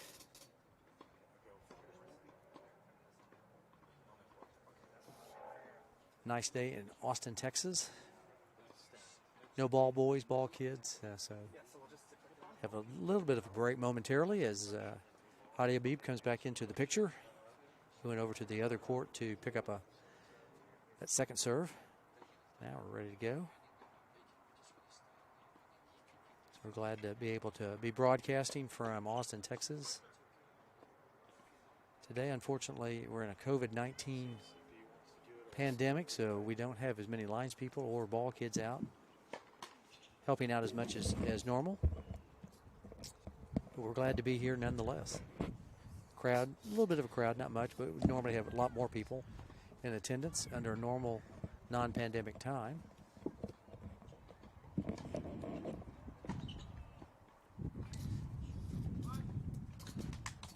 And first game to Zach Zvida. We're at 3-1, third set. Zach, whole serve. After dropping his first serve in the second game, now he's just down a break. Nice serve from Hadi that actually almost floated in. We're at 15 love. Thanks everybody for watching this telecast on Tex-Mex Productions. Yeah, thanks for joining us. Hope you're enjoying the feed and the really good colors and camera work from Tex-Mex Productions, and obviously the really good tennis from Zach Zvida and Hadi Habib. These guys are playing awesome. We've got 15 all in the fifth game here of the final set. Yep, Zach down a break, huh? Zach down a break. Yep. Held his serve and fighting back as we thought he would. Yeah, that's the first hold in a while for Zach, so the momentum's kind of evening out again. Yeah, the last three games he's got broke, and then he held. Oh, what a return and a stylish slice backhand with the back turned from Hadi Habib. That was beautiful. These two young men really quick. Yeah, great movers. They mobilize. They adjust well, even in this wind here today. 30-15, 40-15. Hadi's first serve is really starting to work now. It's a big server. I figured he might be a little slow in the start on the first set and then come back in the second and third set. He's really making it difficult for Zach on his first serve. We're at 40-15. And wow, big serve, ace up the tee. Kind of looks like Adrian Chabrier's serving. Oh, I think it's more like you, CB1. You're famous for the big stuff. I'm more of a spinner now. Spinner? You spin the hits, right? Spin the hits. Spin it as a DJ, but also with my underhand. No, with my real serve. But here we are. We're on a changeover. We've got. Hello, everybody. Gosh, the camera's on us. Hey. Hello, everybody. Happy to see you. AJ Chabria here. So happy to see you. And gosh, tell us where you're watching in from. Are we in the waning moments of this match, or is this going another hour here, pal? I think we're still a little bit, I think there's a little more tennis left to play. Mm-hmm. I just think that Zach, he's probably been confused a little bit. He hadn't shown it, and he's on his outward appearance, but his inward appearance, he's got to be sitting there thinking to himself, okay, what do I got to do to get this guy to eventually he's going to bring his level of play down, because usually matches ebb and flow, as we know. And they do. I think, Hadi's right in the zone at the moment. So what can I do to get this guy out of the zone and to try to lengthen the points a little bit? Because I remember early on, I think, I said that, Hadi's advantage, if he could make these points a little bit quicker, and because he was kind of lengthening the point, trying to find his way back into the first set. But the second set, he was really on target. On fire. And here we are, 1-4. 1-4. Zach serving into the backhand. And we've got a backhand rally with Zach approaching to the backhand and a clean volley. Hadi very hard on himself, not happy with that pass. Zach, that was a very good tactic to kind of mix it up right there on He Hottie. looked like our age a little bit, not with the movement, but Right. with the tactical, that I'm smart coming in. little forehand slice. That was an old school play that we do see By a new school. By a new school kid, yeah. Right. I mean, we do see it from your Medvedevs and Roger Federers. We do see that tactic, but not too often from a 17-year-old. That was impressive. Nice kick to the backhand. It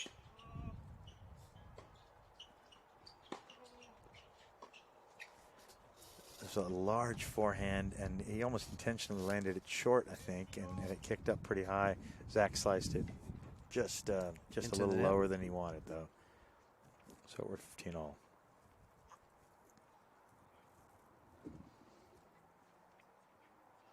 Still rounds afterwards. We have the ceremony, right? The We've got a trophy presentation, Sure. checks, an interview on the court with either player. Christo has asked if we would do that interview where he and Brian would just hang. So here we are, live TV people. I'm asking Craig, do you want to do the interview or would you like me to? It doesn't matter. Boy, both players, it's going to be fun talking to them. I mean, you get to the finals. It does. I mean, it matters if you win or lose. But, right. I mean, there are a lot of players who would like to be in this situation. Oh, yeah. In the money, as they say, and getting another incredible match with some good pressure here. Speaking of pressure, that is tough. That was just, he went right at the strength, kind of high, and you got the feeling that Hottie loves that ball and wanted it, but he dumped it down in the net. So feeling some pressure. 40-15, chance to be in the match at 4-2. You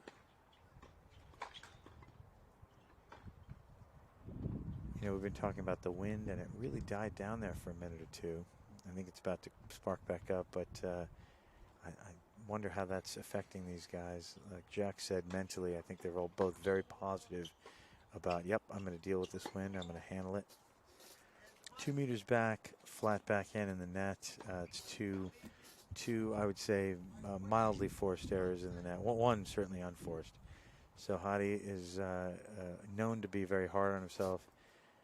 He doesn't look very negative right now. He looks very focused on holding and trying to make 4-2 a 5-2 lead. I think this is the game right here that determines the match. Whoever, if Zach can hold on and break. What a great serve. That's a very nice volley. Such a perfect play. A serve, a great serve +1, and a very clean volley. Better than even needed right into the side tee. It is 15 love. And when you said this was the game, it's again the 7th game.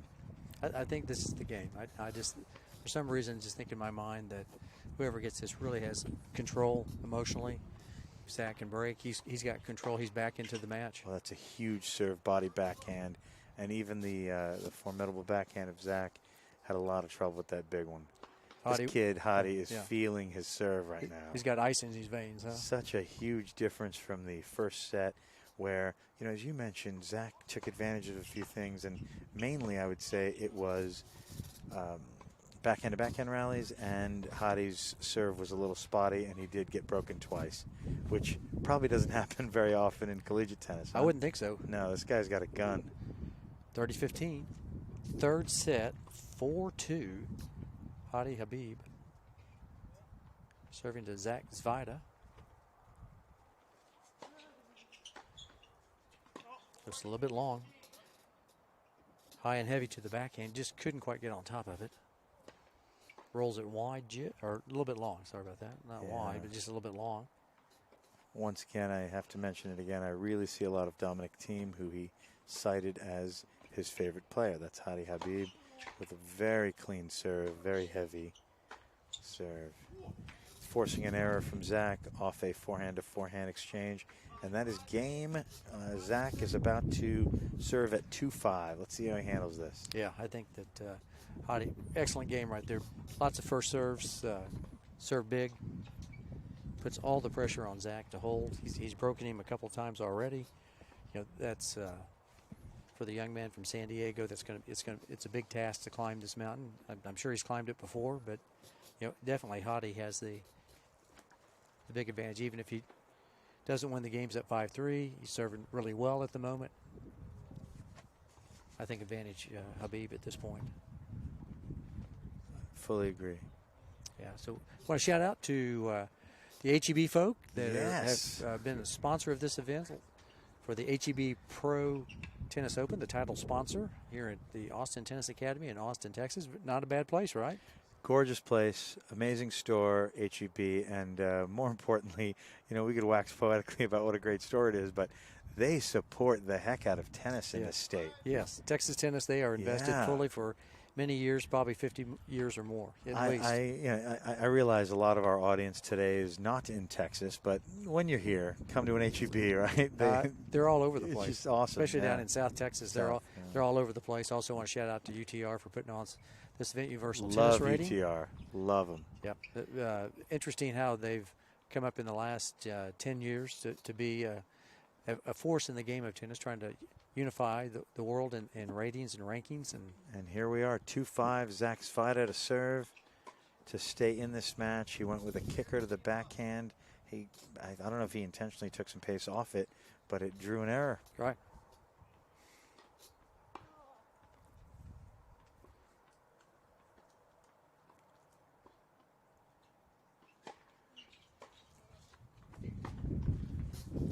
Speaking of errors, did a little much with that. Came too far over that ball, netted a forehand, but you can feel it. He's going for a serve +1. Yep. He wanted it. He wanted to get Hadi on the run on the forehand so he could expose the backhand. So I think tactically, this kid has not made any dumb moves this whole day. He's just getting outplayed on a few forehand-to-forehand rallies, and of course, I think he is a victim of that huge serve of Habib. And here we are. We're at 15-all with a sweet volley from the kid. Boy, howdy. Very nice movement. That's why he's going to come in more, actually, because he's got nice hands, nice close, nice approach, nice feel around the court. He does. Inside the service line. He's capitalized several times on coming to the net. Nice movement in. 30-15.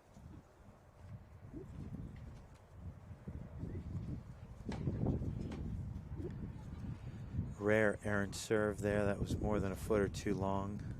I sense some, maybe the wind affected that, or I sense some tightness on that flat serve. And here we go with a second. He's probably not going flat. He went with the kicker to the body forehand. And we're in a forehand to oh, that's down the line. And a very short ball off the frame of Hadi, and a brilliant backhand pass. That's his, to my count, that's only his third backhand winner, and he came at a great time. Big time. Turning this into a 30-all game rather than an easier hold for Zach. So there's a lot of pressure on this kid right now at 2-5. Let's see if he can hit his way out of this. Where'd you go on this one, out wide or at the body? Oh, we're in the deuce court. I'll personally be very afraid of this guy's forehand, so I'm going body backhand, but let's see what Zach does. Body backhand, brilliant deep return from Hadi Habib. We're in a backhand pattern, but he ran around it like Rafa Nadal hitting a forehand from the alley. You know, early on he was missing that runaround forehand. Now all of a sudden he's found that zone. He's found it, the inside out, and then that inside in from the alley. And we're at match point, Craig Bell, at 30-40. Hadi Habib. Feeling it, I think, isn't he? He's serving great, and this is where Jack Newman, I'm going to put some words in Jack's mouth, say this is where you go for the return. Well, he went for a very, that was it. Game, set, and match. Hadi Habib, 1-6, 6-2, 6-2. Not as easy as it sounds on that 2-2, huh? Oh, my goodness. I mean, Hadi played a great match at first. He didn't look like he came out. He was somewhat there, but just seemed just couldn't quite get on point. And then, boy, by the time the second set rolled around, he was fully invested and on point, taking it to Zach. You know, especially from the first game on, got up 4-1 in the second set, and this just kept rolling after that. Fantastic analysis, Craig Bell. A big thanks to Jack Newman. We just had a great time with that singles final. We're about to roll with a little on-court trophy presentation. Yep. Stick with us for that. Yep. And then right after that, we've got a great doubles final. Yeah. featuring two guys from Wichita State University. Yep. Wichita State University. And the University Yeah, of Texas. that's right. Got some and local the boys UT. and some Shakos. That's right. So Yeah. I'll be back in a bit. We will be back in a little bit. Yep, come back in just a second. We'll take just a short break, and then we'll have the award ceremony. We're going to get set up for the award ceremony and be right back here at the HEB Pro Tennis Open in Austin, Texas. Come back just in a couple of seconds. Yep. Hey, D-Mac, could you just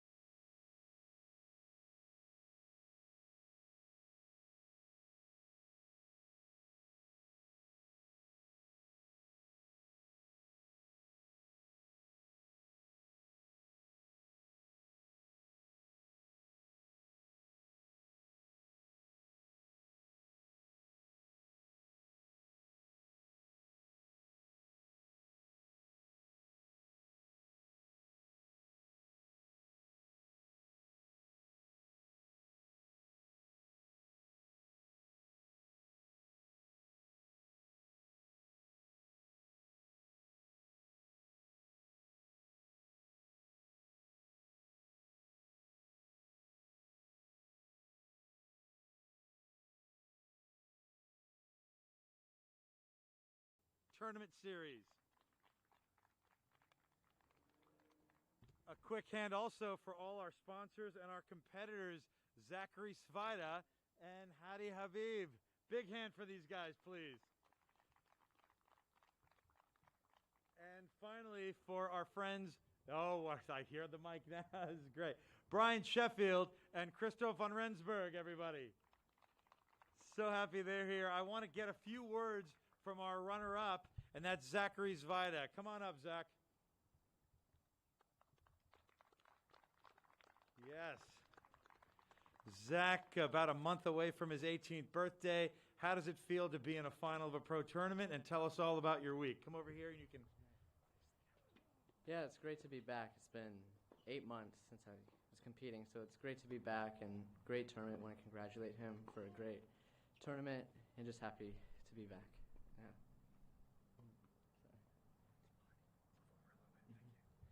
And tell us about the match today. What are some of the tactics that you used to win a fantastic first set, and what you tried to do to make the next two sets such a great fight? Yeah, I thought the first set, try to use my backhand more, but in the second and third, he went more to my forehand, which was very smart. Yeah, he played a smart match, and I couldn't do much, especially with his heavy ball, and it was a good match from him. Definitely. Ladies and gentlemen, Zachary Zvida. We're going to see great things from this young man in the near future, not just the future. Thank you, Zach. We'd like to present the Sheffield Trophy to our runner-up, Zach Zvida.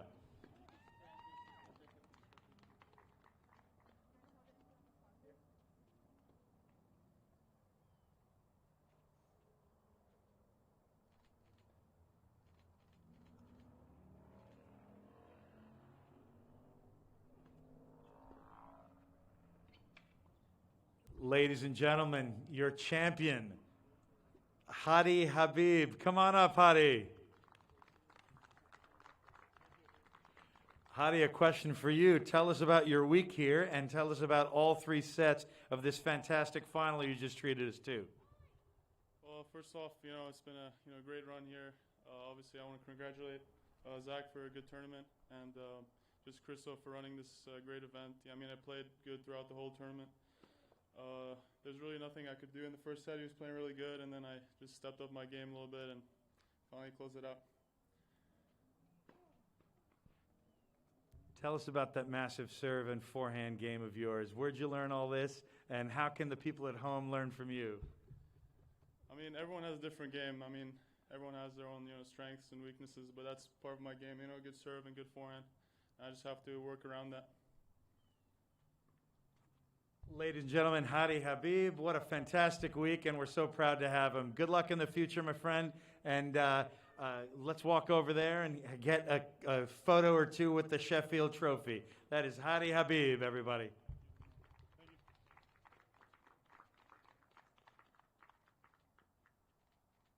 Big smile, very nice. Can we get a big picture? We have a few pictures together.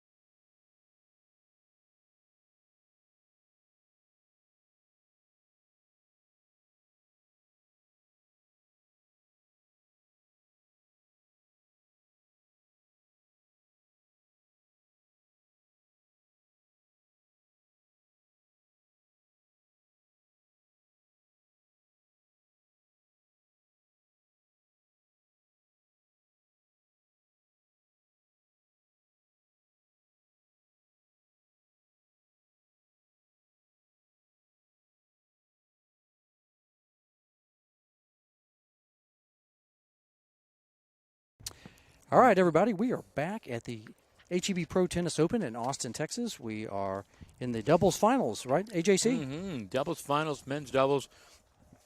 This is a pro event, but it has a college feel to it. We've got the uniforms on, Wushak, Wichita State versus University of Texas at Austin. The players with the right arm sleeve in burnt orange, that's Micah Braswell. He's originally from Sarasota, Florida. His dad is a pretty famous director of a club down in that area of Florida. His name is Ty Braswell, and coached him all through juniors. And he's a high-energy kid with a beautiful game and a great serve. And favorite shot is the forehand, and that's who's serving right now. His partner is Jacob Bullard.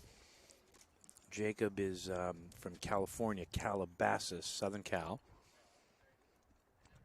He's the one without any arm sleeves. He's got the longer hair, and he's slightly taller. He looks to be about 6 feet or maybe 6'1". You wear a sleeve when you play? I've never worn a. I actually have arm warmers for like a winter bike ride, but I've never played them, use them for tennis. That's what the kids are doing these days. Did you know that? They do. They love sleeves. Shooting sleeves, like in the NBA. That's a big deal, I think. Compression and warmth. Oh, that's a brilliant return. We got to talk a little bit about the opponents, but first we'll talk a little bit about Jacob Bullard, the man at the net. His favorite shot, volleys. So let's look for that. Some success as doubles team. They have walked through this field. They haven't lost a set. They've won first round match 6-1, 6-1. Second round match 6-2 and 3. And in the semifinals, they received a walkover. That's always the easiest way to win, isn't it? That's a straight set win, right? Right. And let's talk a little bit about their opponents. Here we are at the change of ends. We saw them quite a bit yesterday. Actually, yes. A beautiful match. The taller one with the dark hair and no hat, that is Merkel Delian. He's originally from Bolivia, and he's a senior for the Wushak and a quarterfinalist in the men's nationals in doubles with his partner, Marius Froza, from Romania originally. And they played a lot of tennis together. They've enjoyed each other's company. They were quarterfinalists, I believe, last year's or 2 years ago, whatever the last one was. A year and a half. Yeah. How do you not enjoy each other's company if we are these two guys? They are so happy and such great competitors and just wonderful guys with huge smiles. Love both these cats. They're like brothers, aren't they? Yes, they are. Yeah, they're very nice. Nice individuals. Yesterday we talked to them for a couple of seconds. Interviewed them. Both really nice guys. Said they've never been to each other's home countries, So maybe it set something up. I said, hey, why don't you go to Bolivia? Why don't you go to Romania? Yeah, It'd be nice I'm happy you set that up. That was a cool moment in broadcasting and international history. They were all over. They were like, yes, it's an 8,000-mile commute, but we're going to do it. We'll do it this winter or this summer or something. They're both looking forward to Christmas back in their home countries. I know in Bolivia it's probably 105. Kind of summer. Yeah, it's summer down there. It's not 105 in Romania, I don't think. It's right near the. Probably. I wonder if he sounds like he's not from La Paz, the big city. So maybe he's from somewhere else in the mountains. So maybe it's not 105, but it's certainly on the equator and in the mountains, right? It's very tropical, let's say, right? At the very least temperate. And, of course, Romania, he's got more of a traditional Christmas feel. The white Christmas. The winter, yeah. Like we do here in the United States. Maybe not Texas, though, huh? Oh, boy, what a great day. Yeah. Speaking of weather. It's pretty great out here. Well, let's watch Merkel Delian. He's got an effortless, beautiful serve. He's a big man, about 6'3", maybe 6'3.5". Kind of like Hadi Habib, who we saw won the men's singles final a few minutes ago. Well, that was a nice match. In case you all didn't check in on that, that was a really nice match. Habib, down the first set, looked like he was kind of lost, and then all of a sudden he found his way. He found the compass and figured out how to head north, get to the North Star, whatever. I think these days it's just GPS. The GPS? Yeah, he found the GPS. He probably put it in his bag or something, and then all of a sudden he found the GPS. And his phone was dead. He rolled. He rolled after that first set. And it was actually close. As much as you look at it on paper, and that's the beauty of live stream or actually watching a match live is if you read this in tomorrow's paper like you and I did when we were young, like, oh, wow, 1-6, 6-2, 6-2. He ripped him. it was close. Like, there were how many break points saved? Numerous. Oh, it was awesome. And it was a lot closer than I don't think the first set was that close. It was legitimately It was pretty two dominated breaks, by yeah. Zach. Yeah, Zach's it's Hadi just didn't serve that great, but wow, what a good second set. And even the third had some drama. Here's Merkel, just a little bit off the court, not serving and volleying much at all yesterday and today. And he got really kind of pushed aside by that deep wide return, went for a down line, and just touched the high part of the net. We're at 30 all. Mm-hmm. Second game of the opening set. We're going to play 2 out of 3. Play a deciding point when they get to deuce. Mm-hmm. A little different. That's right, just like college doubles. So it's no ad scoring, and yeah, like you said, deciding points. So this will be a little shorter, I'm guessing, than that singles match. We got a missed backhand down the line, and now a double fault on the net tape. Merkel cannot be happy with that, but he's one of these guys who's bouncing back pretty quick. He's an intense, fiery competitor, and he's just bounced back. He's kind of blowing on the ball as he gets a third ball. He's going to decide which one of these is the fastest and smallest. He's talking into the ball. I love the cover the face thing. You think the ball talks back? Mm-hmm. The ball's listening at the very least. And it is break point for the freshman and sophomore from the University of Texas. Jacob Bullard is the sophomore. The man returning, just missed a return a few feet wide, or actually a yard or two long, is Micah Braswell. He's the true freshman. He's 18 years old. Speaking of no ad or deciding point, we've got us one, AJ. Mm-hmm. Looks First like one. Micah's going to take it, the freshman, the 18-year-old.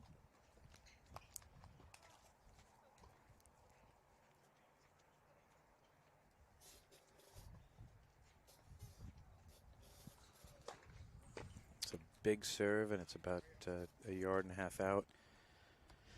Jacob Bullard, the really good volleyer, who it's very rare to see a man his age say, yeah, my favorite shot, the volley. And here he is at the net on a second serve opportunity. Brilliant down the line, yep. Brilliant down the line return. Froze a little bit, and he just missed it in the net. We've got our first break in the second game of the match. Jacob Bullard to serve, the sophomore lefty, by the way. You might wonder what kind of racket he's got. He's going with the V Pro Yonex. And a missed overhead off the head radical. They were telling me about their rackets and their strings and all. Nothing confidential. Nothing confidential? No. Yeah. All stock, just off the rack, huh?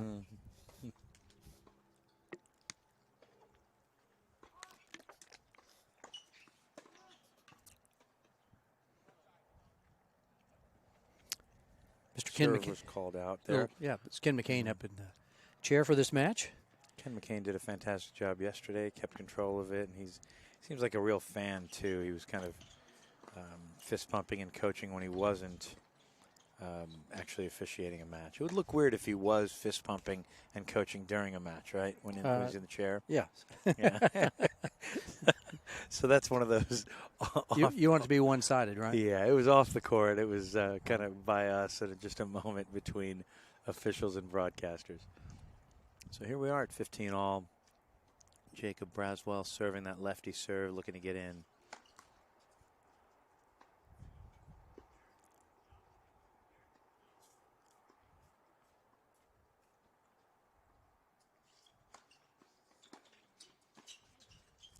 Deep volley. Marius had some trouble with that. And here's Merkel Delian with a lob volley and a nice drop shot by the big man. That was some Those are sweet hands. A lot of texture and some not the modern banging only tennis. That was a lot of texture. A lob volley and a dropper. It's one of his favorite plays from what we saw yesterday too. Makes it 15-30.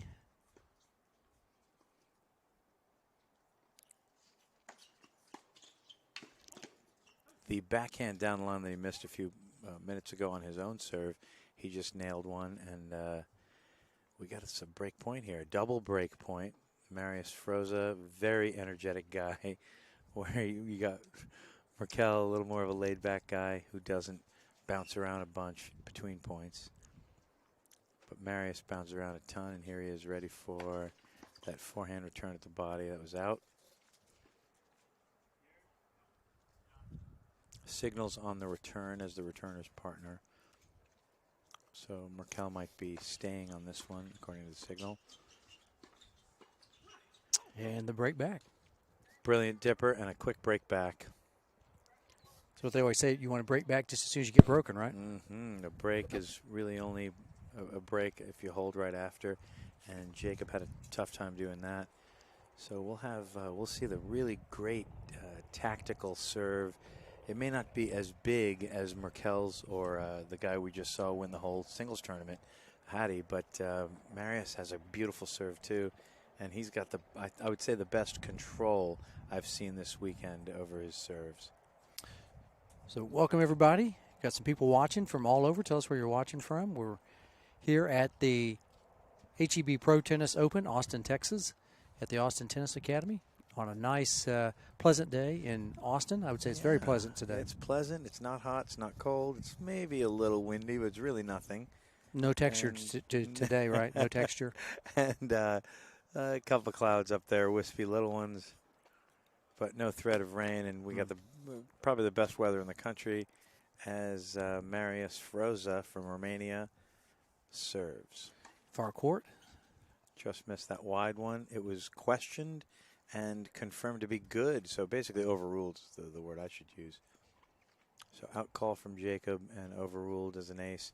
It's 15-love for the Wushak team. On serve now after we've had 2 breaks after an early hold by Micah Braswell.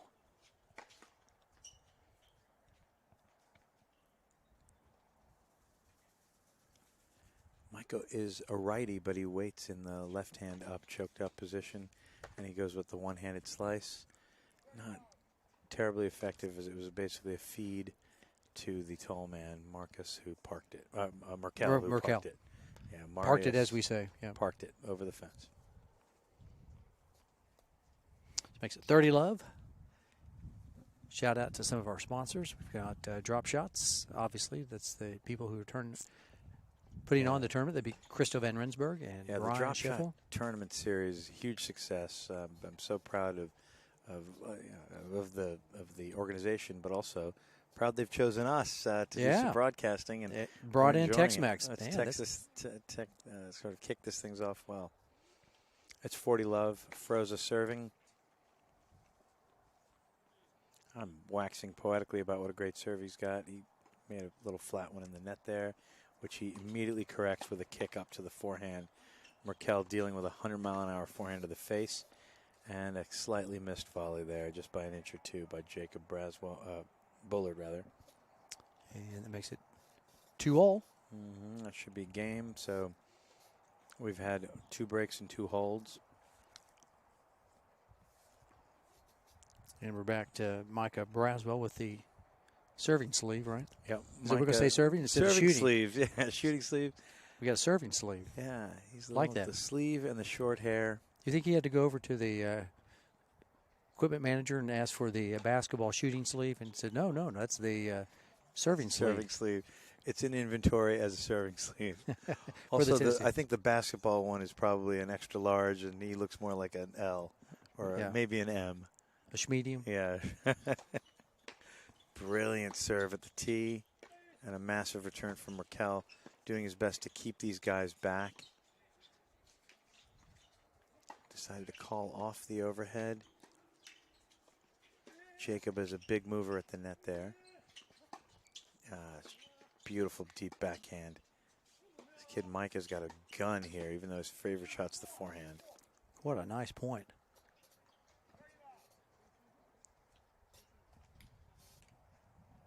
Yeah, that was a great point. Missed volley at the very end, and Marius is just kind of shadowing a couple forehand volleys. Refocusing, and he's back in. Just missed long there, the big forehand. A lot of energy from this University of Texas duo. That's Jacob and Micah.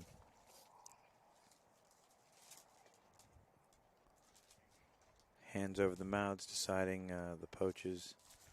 I think they're doing that so I can't read the signals. That's it. Yeah. You were calling shots out yesterday. I'm only 70, 80 feet from it. We are, but we're able to read these darn things, but not when they do the cover the mouth talk. And 40-15. Yeah, they just didn't want you to be able to call their signals out. it's true because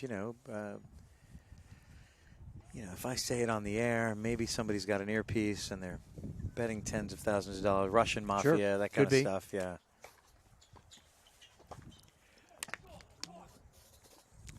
Nice shot there. Game point. That's another hold, I should say, for Micah Braswell. Micah hadn't had too much trouble on his serve. He's only lost 1 point Mm-hmm. on both of his serves. That's pretty good. Other than goose egging somebody, if you just lose 1 point in out of 9, that's pretty good, right? Yeah. So we're here at the HEB Pro Tennis Open, Austin, Texas. Austin Tennis Academy. Shout out also to UTR. That was a very nice. Love UTR. UTR, yes, very nice that they started organizing back at, just a short period of time, not that long ago. We got to mention, UTR isn't just some company that sponsors it. It means Universal Tennis Rating. That's correct. And they are doing their best in revolutionizing the formats for tennis, removing age groups and even some genders. Yep. Yeah, it's just all about level and an algorithm helping decide all this stuff. All right, Markel Delian serving in the near court. Big wide serve and a large forehand, just an inch or two wide there. Big man from Bolivia. He is a big man. He's a solid 4 inches taller than his brother, who's top 80 in the whole world, Hugo Delian. So we were joking yesterday. Yeah, he's Hugo's little brother at 6'3.5". Appreciate everybody watching. I see some chat going on YouTube at the moment. Appreciate Kim from DropShot. She's kind of managing the comment section. Mm-hmm. Thank you, Kim. Thanks for doing that. We're focused I believe it's Kim. Directly on the match, and it's fun to be able to watch the match and only the match and talk about it. But we could probably multitask. I know Craig Bell is known for that, is doing a great job usually of that, but it's really a luxury to have Kim running that live feed in the comment section. And here comes Merkel. I formation with Marius up at the net. Merkel with a big serve, but it's in the net. On this one, let's see what the signal says. It's the number 1 serve, and it's the shaking of the fingers means I might or might not. I'm going to play it by ear. Jam serve, and it's just missed. You a big poacher? You like to coach your teams to do that? Yeah, I love the. Well, it depends on the level, right? If I think Christo, we were talking about doubles yesterday, and he's so humble. He's a brilliant returner and a great grass court player. But he was talking about how, look, I'm not an amazing server, so let's not do signals. Let me call the serve. And if that's the situation, maybe I'm probably going to say I'm not a huge poacher or coach of poaching. However, if you can trust that server, I'm all about it. How about you, CB? I like to move quite a bit. I think it's important, especially in the ad court, people move. Nice return. Especially in the ad court, yeah. It's funny you say that because if you think about it, at the most levels that most coaches coach, their students enjoy a forehand poach from the, when the server's in the deuce court, right? And the net person's in the ad court box. Everybody can poach with the forehand, but you said it best. You said, especially in the ad court, right, where we got to have that one-handed reach and the ability to poach off a backhand. Yeah, just every once in a while. I don't think it matters whether you are winning the point or not, but I think it's important that that you do offer some type of resistance, some type of movement, some type of something. Well, Merkel got broken for the second time, and it's 4-2. Here's the second point here. It's 15, love 15, I should say. Yeah, he didn't have any problems yesterday holding serve, and then today now. These guys are a good team, this Texas duo. Very energetic and kind of in your face with the positivity and the let's goes and come ons and the fist pumps. There's another come on off a pretty good serve and an errant return off the racket of Merkel Delian. So we're at 15 all. 4 serving 2. 7th game again, right? Here's our energetic Romanian wiping the sweat off his brow, even though he's not really sweating yet. A lot of positive net play from these UT boys. One from Florida, one from California, and they just met right here in the middle, didn't they? Halfway between their 2 home states here in Texas. Got a comment from Tallahassee. Florida, huh? Yes, and then also, this is really cool. Love that it's streamed and there's broadcasters doing the best you guys can during the pandemic. Thank you. Thanks for enjoying it. I don't think anybody's actually enjoying the pandemic, but we're certainly enjoying doing this. And like the commenter says, making the best of it. Because, you know, you got to have some live tennis. And honestly, I feel this way about music, too. I really miss live music and a concert or two. So we're in the live music capital of the world. We are. In Austin. Yeah. I mean, we'd probably say that if we were in Nashville, Tennessee, too. But that's country and western, isn't it? That's country, more C&W. It's both kind of music. Country and western. Right. There's a song there, isn't there?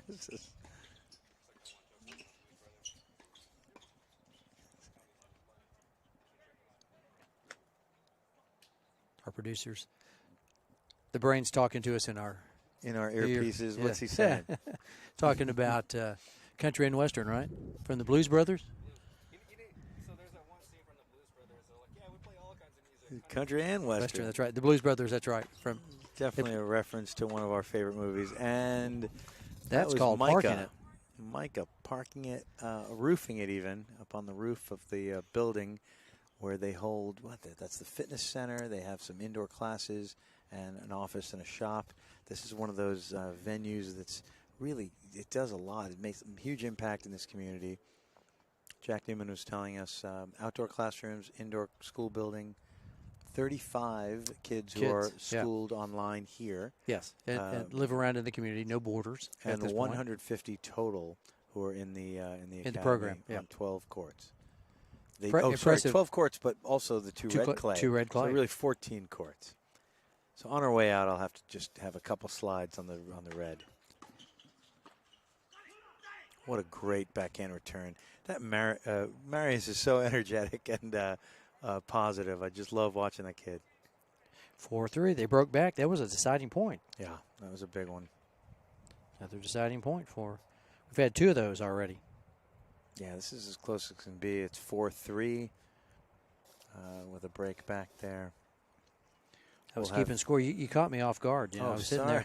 Yeah, I was like, I was telling them during the singles. Hi, everybody. I'm Craig Bell, Tex-Mex Productions. This is AJ Chabry right there, waving the. Is that the 3 fingers from Germany? Triple. Yeah. Germany. Yeah. The German 3. American 3 right here. Yeah. What's this one right there? That's the. I don't know what that is. That 3. It's either the OK. It's something. Yeah. It's something. Okay. Yeah. We're glad to be here in Austin, Texas, at the HEB Pro Tennis Open. Nice volley there. He loves being up there close to the net, doesn't he? The big man from Bolivia. You wouldn't think that Bolivian people would be known for volleying, but Merkel is very adept at the net and being able to control the racket. Yeah, he's embraced his body type, whereas his older brother, Hugo, who's more of an average height guy at 5'10", he kind of does everything well. He's not a bad volleyer, but he's more of a clay court player, more of the stereotypical South American guy. But this guy came up here in the States to play a lot of indoor tennis in Kansas at Wichita State, and he's embraced his body type, and he's decided, look, I'm going to be an all-court guy. I can grind, but mainly, especially in doubles, I'm going to be the big serve and a big net man. All right, we're at 30-love. Marius Frosa, the Romanian with the hat on, serving to Micah Braswell. Oh, no, not Micah. That's actually Jacob Bullard. Yeah. I didn't see the serving sleeve. Jacob's the lefty, right? Yes. Lefty, long hair, and Micah is the short hair and righty. That's correct. I was looking up there really fast. Yeah, more of a red head with a reddish-orange racket.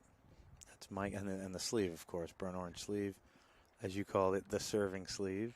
And here he is, high-energy guy, ready for some returns in the ad court.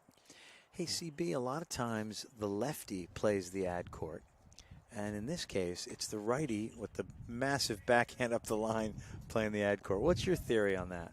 I think it's easier for the two-handed backhand to come cross-court from the ad court than it would be two-handed backhand, inside, out, basically from the deuce court. So I like this matchup, both forehands down the middle, just because of the backhand.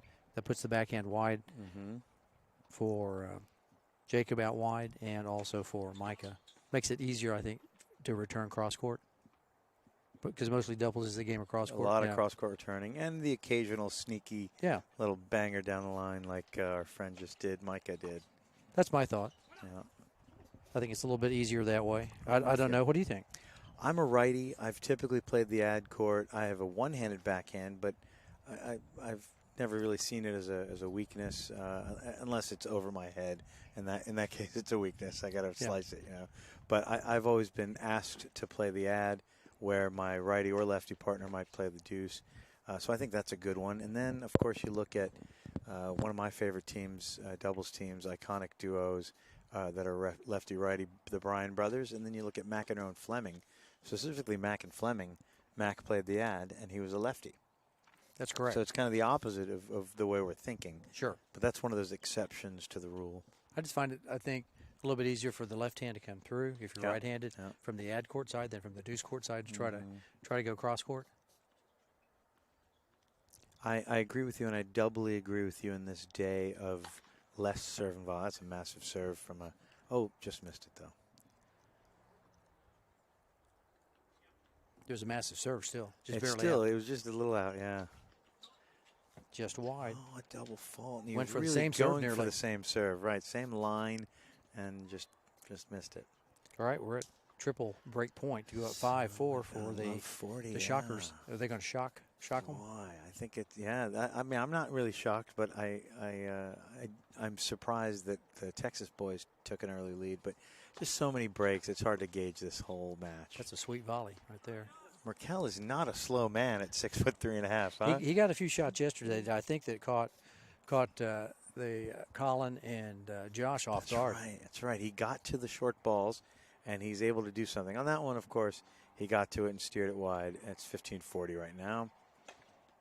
Micah making good on that tee serve. Marius knew it was coming, didn't he? Yeah, he went to the well one too many times, I think, on that, because he double faulted the point before to him, and now all of a sudden went back to that same well, and Marius made him pay for coming back to the well the second time, going with the down the line return. Right. But well, everybody, we're glad that you're watching this broadcast via Tex-Mex Productions. Glad that we have Darian D. Mac McBrayer and Dave the Brain from back of the house who know what's going on out here. They know how to put on a good event. We're just here riding shotgun with them, right? We're not really doing much other than just talking about their work that they're putting on air. They've got the hard part. Props to those guys, not just for producing and excellent camera work, but and the music, but also scorekeeping. D-Mac is a tennis player. I happen to know this because I was on the courts when he was learning at the age of 4.5. Was he about that 1997? He was not 6'7", which he is now. He was more like 4'7". But he knows how to score, and he's a good tennis player too. So we're proud of that. And here we are at 5-4 with the big man Merkel Delian, who hasn't held serve today. Isn't that weird? It is. And he's about to serve for the set. He had a fairly easy route yesterday, serving, but today's different. He was dominant. There was only one man who had trouble holding yesterday, and it was our friend Peter Marks' son, Colin. And Colin, he just got broken once per set, and it was a close match. That has just missed. Just probably within 2 inches. We were about, 60 feet away from the baseline? Yeah, we're close. So we're at 15 all, 5 serving 4 for Frosa and Delian. The dynamic duo from Kansas. Think they know Dorothy? You know they do, yeah. I'm sure they wish they had a $5 bill every time they hear, we're not in Kansas anymore. Think you have a dog named Toto? That's it. Probably most of our viewers don't know what we're referencing to. I bet they'll get the Wizard of Oz reference. Do you think you think Marius and Merkel do? if we ask them if they knew a dog named Toto. You know, coming from Romania and Bolivia, maybe they would, maybe they wouldn't, but they go to college in Kansas. They've heard They it. got to know it. They know it. Right. It's kind of like 20 minutes ago we made a Blues Brothers reference. Somebody got it. Somebody got So it. get it. Right. As the kids say, if you know, you know. And I believe somebody's most laughing. of you know. One of the viewers is laughing offline. We can't hear them, but they're laughing. We know that. Some nice depth here in this rally with only one guy at the net, and that's Marius Froza. Now we got two guys at the net. Jacobs at the net for the Texas team. Oh, that's the time to pull the trigger on the inside in. Markel timed it nicely, executed well, and Jacob did not do the right thing, did not do the wrong thing, getting a little wrong-footed there, burnt down the line. 30-all, 5-4. That was an excellent point. That's probably the best point of the set, opening set. Right. Playing 2 out of 3. You've already had 2 deciding points. And, you know, the first match, I guaranteed a 3-setter, and I'm going to do the same now. What do you think, CB? I think your prognostication, I'm not going to go against you. The powers of his prognostication, everybody, is unbelievable. I did pretty well with this, with the Tyler Women's Futures and with the French Open. So I'm riding a nice win streak here. There's some come-ons and vamoses and a lot of positivity, yeah. Break point. Break point here for the UT team. Bullard and Braswell. We've got Micah Braswell about to return here. See what they're thinking. Oh, there's the ball. Just a tiny delay here going to get a ball. Again, you know, we think of this as a college match because of the guys involved. We think of this as a pro tournament, which it really is. But no ball kids. This is socially distanced. This is the new thing. What's very interesting, we see Hadi Habib down there helping Christo Van Rensburg and his wife with the umbrella at the shade structure. How many tournaments do you see that? The man who won the tournament is helping adjust. Well, actually, they're standing next to the umbrella. Hadi's got his trophy. Well, it reminds me very much of when Rafa Nadal was brushing the court, no? Yes. Very similar situation. If you're going to be a player, you must do everything, right, Rafa? You got to be able to do it all, yes. I embrace the hard work, a little bit of blue-collar work, no? Bring the ice, fix the umbrella, is good for me, no? Yeah, brush the lines, all that kind of stuff. That's what makes you who you are, right? My Uncle Tony taught me well, no? Carlos Moya, all my coaches, I enjoy very much to do the hard work. And it pays off eventually, right? Off the court, on the court, it doesn't matter to me, no? A little bit windy, I embrace the heat, humidity of Texas. And here's Merkel Delian. Deciding point. At the deuce point, he is held for the first time today, and that's a great time to do it when you close a set out at 6-4. If my prediction is going to come true, these Texas boys are going to win the second set, and we're going for a nice long 3-setter. People at home watching on YouTube or Facebook feed, hit us with your predictions. Yeah, we'd like to hear that. It's been a topsy-turvy, crazy set with an early lead from the young guys from Texas, and now first set win for the boys from Wichita State, the older guys. That's correct. I mean, that was a really good set after being down a couple of breaks early on. Boy, howdy.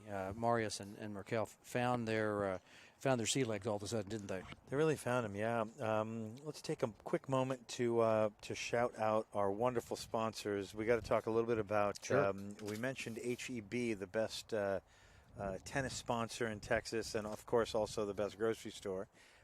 Let's talk a little bit about Rudy's, the barbecue. Yeah, we're in Texas. You got to have barbecue, right? That's a great place to stop. Get some gas and groceries, as they say, right? That's right. And then Rocket Banners, who not only sponsored the tournament, but they made the banners for the tournament. Absolutely. Nice folks. Fit. Also, New Hope Animal Rescue. Oh, yeah. That's the beneficiary of the charitable arm of this tournament. Yeah, so if you're in the Austin area, or maybe even if you're not in the Austin area, you'd like to have a rescue animal, New Hope is providing that opportunity for animals out there, our four-legged friends that might... Well, speaking of New Hope, CB, second set here, the Texas boys are feeling some New Hope. That was an errant first serve, but Jacob Bullard coming up with a second serve here. We've got a stay signal from Merkel Delian as the returner's partner, and that return was you could tell, it was kind of an intentionally soft, low return. Missed it by that much. Not that far away. So we've made references to the Blues Brothers and what else? Get Smart. Get Smart. And Howdy. Great job, my friend. And the Played Wizard well. of Oz. Just behind us, the champion of the men's singles, Hadi Habib. He's giving us the peace sign. And all the best, buddy.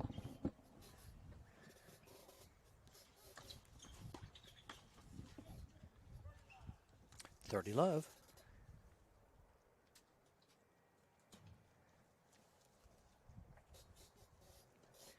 In this opening game of the second set. That's right.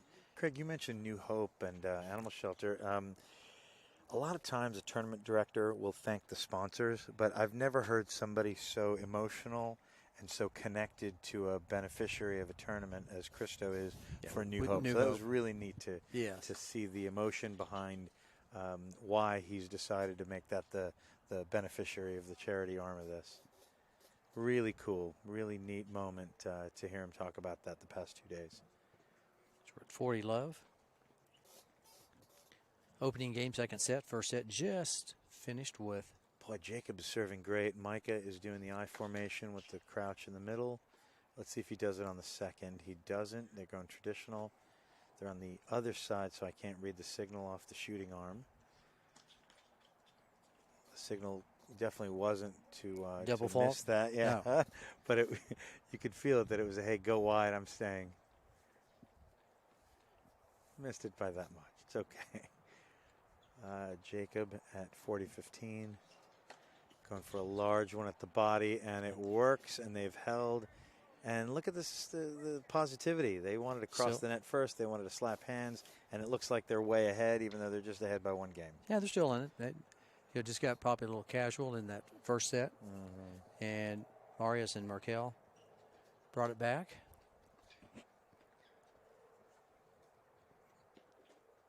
Especially towards the end of the first set, they, as we were saying, found their sea legs. Jacob and Micah almost had that set up a couple of early breaks, then got broken at 3 love. Staying back, Marius, and a beautiful low volley from Markel forces an error from Jacob, who maybe he rushed himself a little, but I think he's doing the right thing and trying to move in against a one-up, one-back team. Pardon me, I said up 3 love, but they were actually up It's 2 actually love. just, yeah. They're up 2 love, and then well, here's lost the game. Marius serving at 15 love. Marius Froza. Interesting, they have Marius serving first. They've had Markel serving first, but he's been serving on this side. Yeah. Oh, nice he's shot. getting to it. Yes, very nice. It's Nice a work. sweet backhand lefty little volley from Jacob Bullard. Yeah. So would you do that? I guess they're doing that because of. It must be the sun. Must be. It must be like, okay, you've been serving well, you've been serving On the south end, and then I've been serving well on this side, so let's not. Keep it. Yeah, let's just not change. Yeah.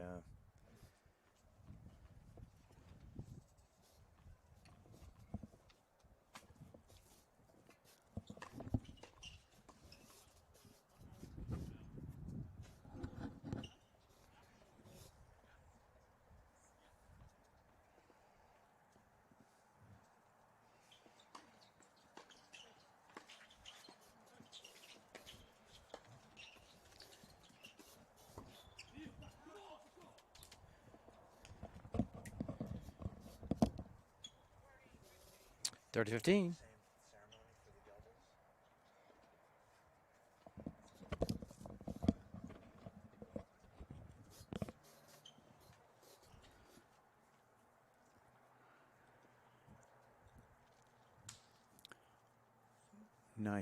Nice slap of the hands with a opportunity here. It is 30-15 for the servers, but these guys, you wouldn't know it. I mean, these Texas guys are so positive and so ready to make a break, even though now it's 2 game points for the Wushok team.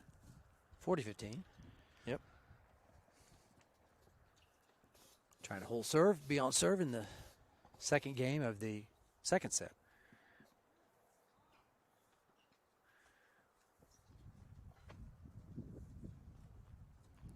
Got a little wind coming, and here comes Marius with the serve.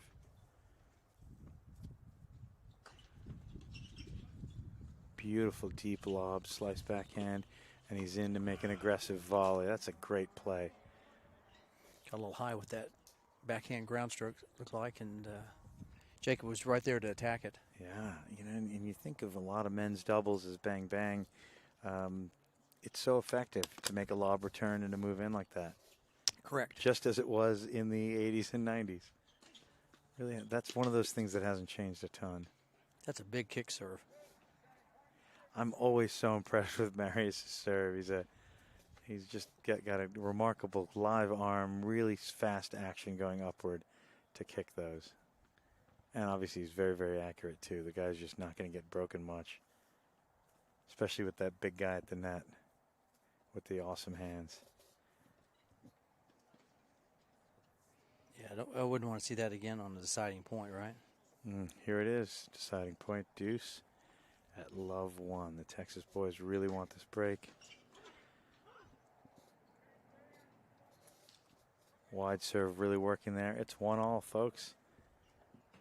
Got a nice close start to the second set after a really weird up and down first one.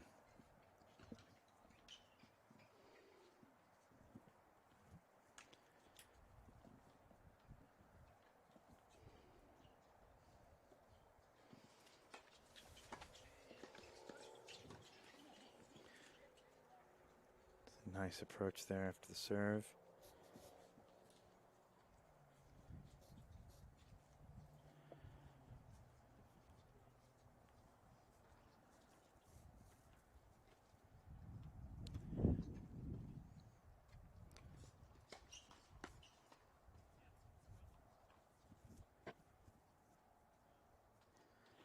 We have a poach play here according to the signals. And here goes Jacob. It would have been a lost point if Merkel had made that, but just the pressure of going, huh, CB? Yes. The pressure of going, that could be part of the reason, the excitement why Merkel did miss that. And we're at 30 love, Micah serving. Oh, I love Micah's serve and volley and how quickly he gets in like that. Lots of pressure these past 2 points. Some old school doubles ethic from the Texas boys, and a little bit of blending the new and the old from the Wushak boys. But this is, you know, a lot of even second point serve and volleys, and this is a serve and stay back play, Man, but it worked. He's serving great. Boy, he is. Yeah, this is superb mechanics on Micah's serve. His dad has taught him very, very, very well. I mean, if you're gonna, whether you're a tall guy or a medium-sized guy like him, you like, why wouldn't you have an amazing serve? You know? Oh my goodness, yeah. It's one of those things. I remember I was coached also. Like, there's no reason to have a bad serve. Whether you're a serve volleyer, you're a grinder, whether the serve is a large part of your game or not, why wouldn't you practice a few hundred a day? Yep, that's correct. It's easy to do that too. It's not hard, right? Yeah. I'm, of course, really, really impressed with CB's huge serve. But I've felt, you know, gosh, it's always a priority whether you're a big guy or not. So I'm happy these guys all have actually similar serves despite the different body types. Everybody has the pinpoint where they drag the foot up, and everybody has a pretty easy way to make pretty power. Nice motion. Yeah, gorgeous motion. All these guys. Yeah, I think the Longhorns are going to be in good shape. I think the Shockers are going to be in good shape. Be some good tennis, right? Yeah, these guys are experienced doubles players. Certainly these Wushak guys. They're seniors. They're about to hopefully do great things in a spring season full of real tennis. You know, the full format. And those young guys over there, the sophomore returning right now, the lefty, that is Jacob with the casual little lob. It's working. Did he make it? Yes. I think that was in. That was a brilliant piece of improv from Merkel. According to Merkel, it was in, right? Just ask him. Right. Yeah, he knew. He was going to help influence the call, right? Sell it a little. And now we've got the true freshman, 18-year-old Micah Braswell returning.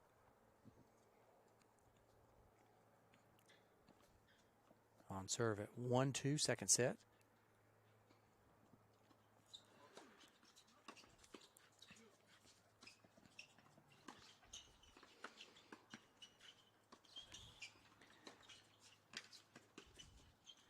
Just missed that Just volley slip there. along. Yep. Folks at home, I know you're watching our live stream. We've got 3 different camera angles, and we love it. But if you're interested in some of the mechanics that we're talking about, some slow motion or some dedicated footage of the serves of these players, go to DropShot. Their social media will have some clips. Our social media, Tex-Mex Extreme, and also at the Net Podcast, will have a few clips of these guys doing their thing. And if you'd like, show it to your coaches, show it to your friends, and imitate it a little bit. And do what Craig and I, as coaches, always recommend is a couple hundred a day. Let's practice our serves. The most, and you could argue that the return of serve, the most important shots in tennis is returning well and serving well. It's a bang bang. And these cats are doing it. In fact, yesterday when we interviewed, after the semifinal win, when we interviewed these 2 guys, Marius Froza and Merkel Delian, when we asked them, hey, what was the difference in the end there? They were all about serve and return, baby. Yep. And of course, volleys. Of course, withstanding a barrage of awesome shots from Joshua, from Colin, great volleys, huge overheads. You gotta be kind of ready to defend also. But gosh, start the point off well, and that's what these guys do the best. 2 back at the moment for the Wushock. And once that return is done, now it's 2 up against, Good in hands. a way, 2 up. But the Texas boys looked like they were in trouble there. Good hands from Jacob. That's right. Big power from Merkel and good hands from really all 4, especially Jacob. Did miss that last one, and we're at love 15. Got to come on there. So Yeah, that backhand down line was a must. I mean, he knew Micah was going, and he just missed it. I think 15 all. He's made just as many as he's missed, so it's kind of a 50-50 proposition, but that's what doubles is turning into, where you got to return great. Not just return cross-court low. Sometimes you got to make that pull the trigger down the line. Oh, was that a disputed call? 30, Umpire Ken McCain's giving us the international sign for just an inch out. Just a pinch. Yeah.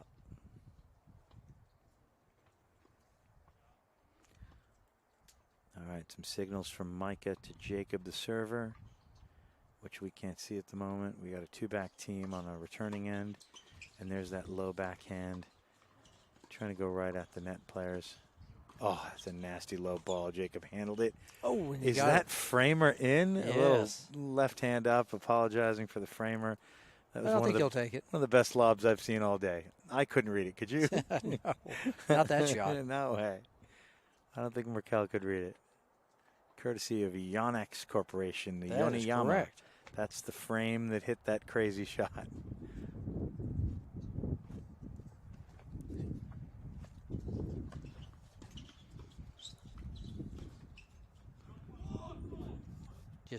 Oh, that must have been so close. Just a shade outside, I think. Yeah. And the green.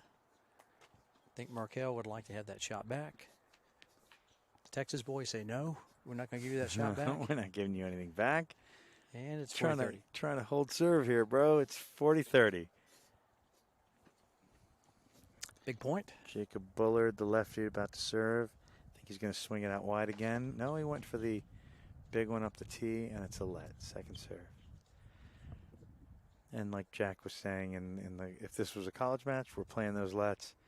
As this is a pro match, they're not playing the lets. And here's the first serve in the net. Second serve coming up. And that was an attempt to go out wide.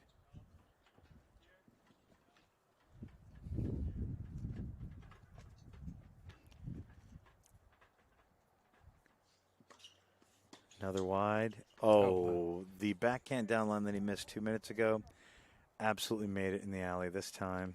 We got us another deciding point. We got the deciding point at deuce here. Who'd think would take it? It looks Marius. like Marius Froza. He raises the hand. Look at the energy on. Oh, now Merkel's. He's even doing a little dance, fast feet, little dance. Intimidating is not intimidating, but in initiating the same response as imitating. Yeah, it's a little bit of a haka in tennis terms. Ooh, boy, that's a nice. Oh, that's a massive overhead. I don't know if Marius missed that, or maybe it surprised him because usually he's usually right on that. Yeah.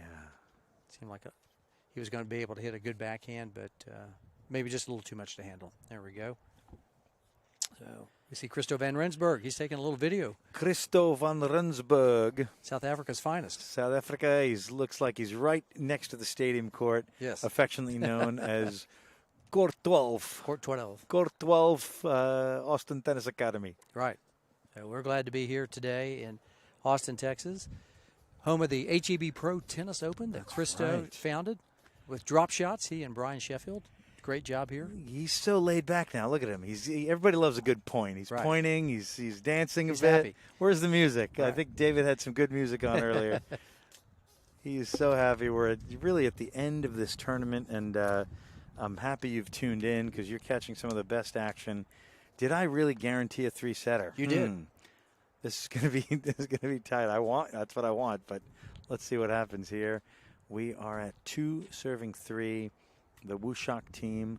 That is my favorite server, even though he's not the biggest server. Marius Froza about to serve his righty serve. Been going out wide to great success, and there he is again going out wide. That serve looked out. This is so interesting. That ball was definitely a foot out. Ken McCain. Nobody calls it, and Ken let him do it. Okay. He said, you got to call it, though. So he basically called it good. It was a no call. And then he said, look, it was out. And the other players agreed. And the second serve was just not as good. And it was body forehand. And Jacob made absolute mincemeat of that thing. So really the right call ultimately. Reason prevailed, even though it was a little weird moment. So it's love 15. Marius serving. That's an experienced, chair umpire in Ken McCain. Yeah, he's done this before.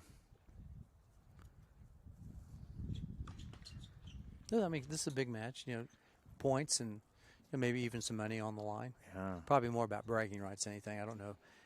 They can accept some expense money, I believe, in college tennis. Both teams are still in college, so they're probably a little expense money. Yeah, that number has gone up, what they allow.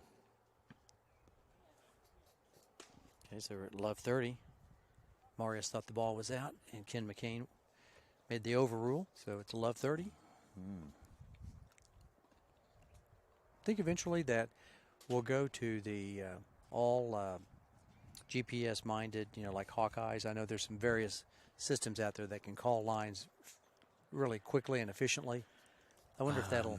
There are some cell phone-based apps that I understand aren't remarkably accurate, but that's coming. And there are some hardware-based systems that are a lot less involved than, say, Hawkeye, which you mentioned, or even PlaySight, that are really gaining traction. And I'm with you.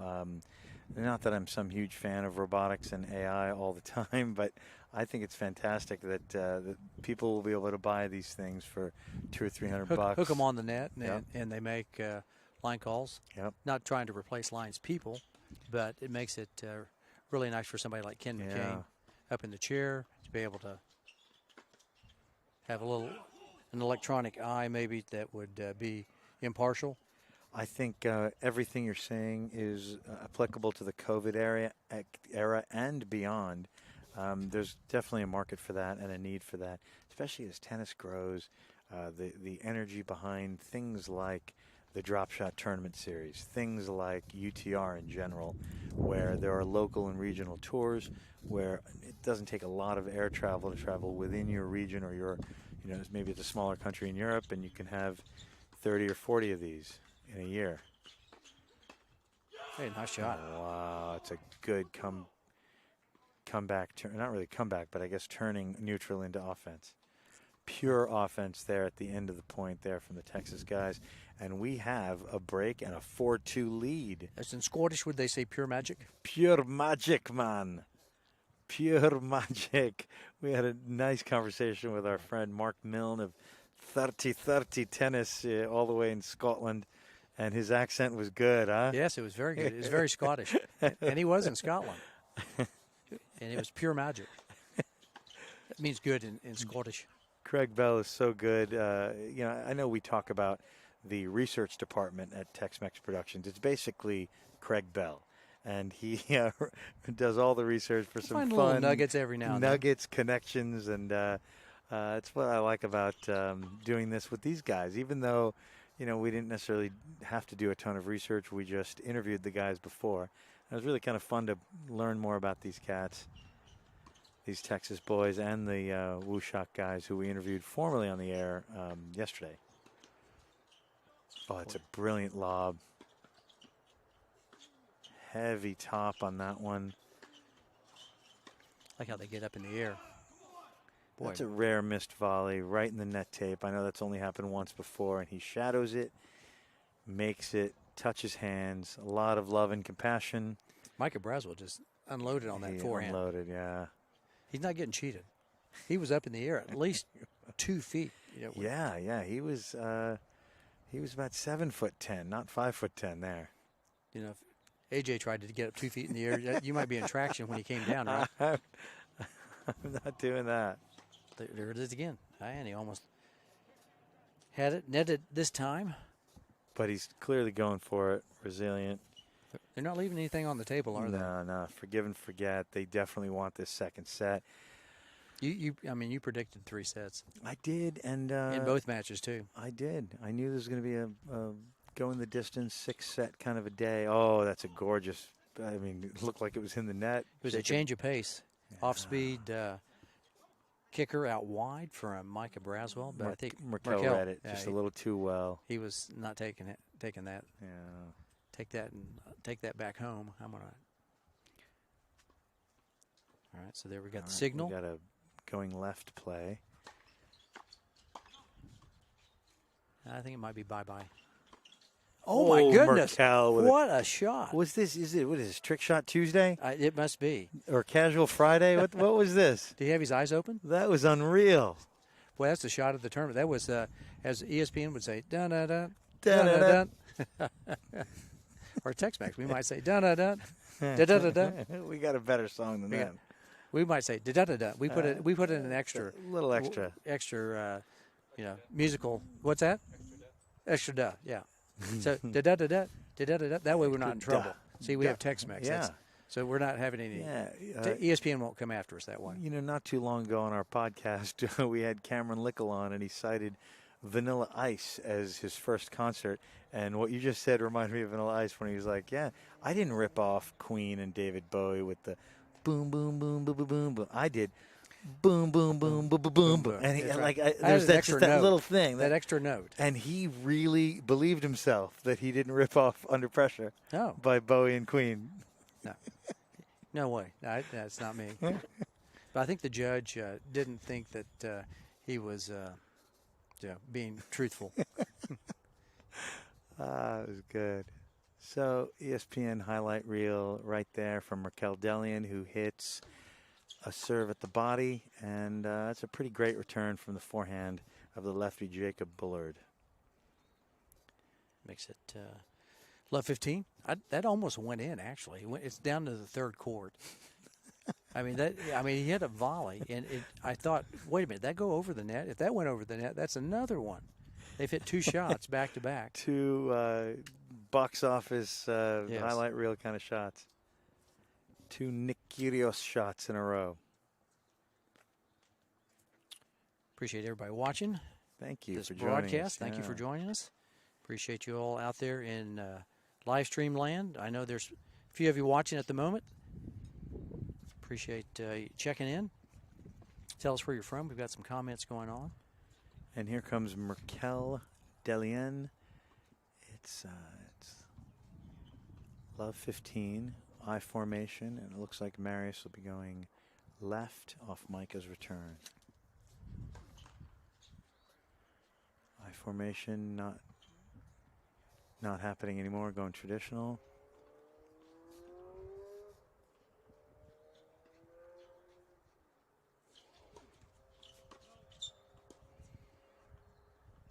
Confirmed by Ken McCain. So double fault there, huh? Little double fault. Love 30. We're at love 30. And a little danger of getting broken here. But at the moment, we're on serve. after a quick break back. That's been 2 breaks in a row. Merkel has been the one getting broken a little bit early on in the set, in the first set, that is. But they managed to win that one anyway. There's a nice shot. Just on the net tape. Okay. So 15-30. That was pivotal. Nice hands from Frosa. He froze him with Frosa, right? the net helped. Is that the frozen too. rope? The frozen rope, the flat ball. Or is that the soft mitts, soft hands, the sweet skills? Little baseball reference from Craig Bell, who still plays a bit of baseball on Tuesday nights. Oh, that's a beautiful return. Merkel's got that high lob, and that thing is in and windy. Jacobs all over it. High energy. Little celebration there, and we got a break, double break point here, 15-40.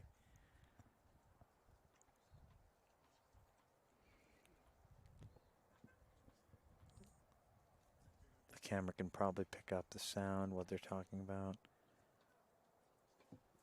The mouths get covered, and they're planning the either poach or stay. Merkel takes a position kind of close to the singles position for serving, a little close to the middle, indicating maybe he's going body or tee, and indeed it was tee. And he parked that one over the Marius. The HEB Pro Tennis Open banner. Right? That's one of the biggest banners I've ever seen. Biggest banner in Pro Tennis. They did not spare the expense on the banner this year. I love it. Better anything. This whole thing is well run. It's been great. Yeah. Rocket Banners is the official banner of the HEB Pro Tennis Open, so shout out to the banners, and it's held up really well. Oh, yeah. It's been pounded many times. A little bit of wind, but it's looking good. A lot of 110-mile-an-hour shots, and it's held up great. And there's some we got a break there, people. We got a break. Yeah, it's 5-3. Not a break in the Bullard action. and Braswell. No break in the action, at least not yet, right. Until this next game gets done, and that's when we'll have a change of ends. But at the moment, we got 5-3. Lefty. Jacob Bullard is about to serve. Looking for that ball. They went over the fence, that's for sure. I wonder if our good friend Laser Fiber Paul Kidd. I see Paul Kidd. He's kind of strolling down that way. He's like, okay, I might go get that ball. Or maybe there's Ken McCain's looking for another ball. The Racket String Company.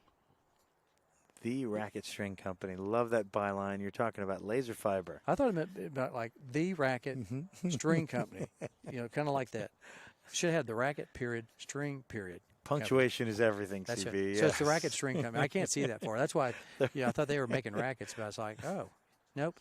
Just string. You corrected me. That's right. You were thinking they're making rackets. Racket and strings. Really, country and western. Oh, that's a beautiful lob. It's out, but it's in. It's out, but it's in. Yes. I saw a finger, and then I saw the flat palm, the international sign. In baseball, we would say safe. In tennis, that was a good shot. That was pure magic. Pure magic from Merkel Delian. Dandy. It's a dandy. Left 15. Jacob and Mike is serving for the second set. Yesterday, I characterized Merkel Delian as the Mark Philippoussis of the foursome. Just explosive, big shots, a lot of feel. And today, I see him as the Federer. I mean, he's just coming up with pure magic. Beautiful game. Great shots, great lobs. I'm surprised that Merkel didn't hit an overhead off the overhead. He was about to. He's probably too tall. He'd have to get down a little. That almost hit our camera. It was about 2 feet from the camera in the back. Right, we're at 15 all. 5 serving 3. Jacob Bullard, the lefty from the University of Texas here in Austin. Yeah, he's got the Yonex with some Polytour 125 string.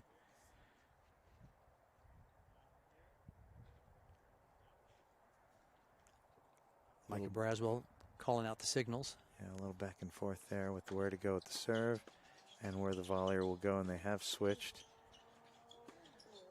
Boy, that's a nice shot down the line. Merkel Delian. You know, I happily made the mistake of saying that, he's missed 2 of those. Not lately, huh? He's made 3 in a row. Right. He's looking really good on the backhand down the lines and everything. Right. Very nice. Yeah. So 15-30. 5, serving 3.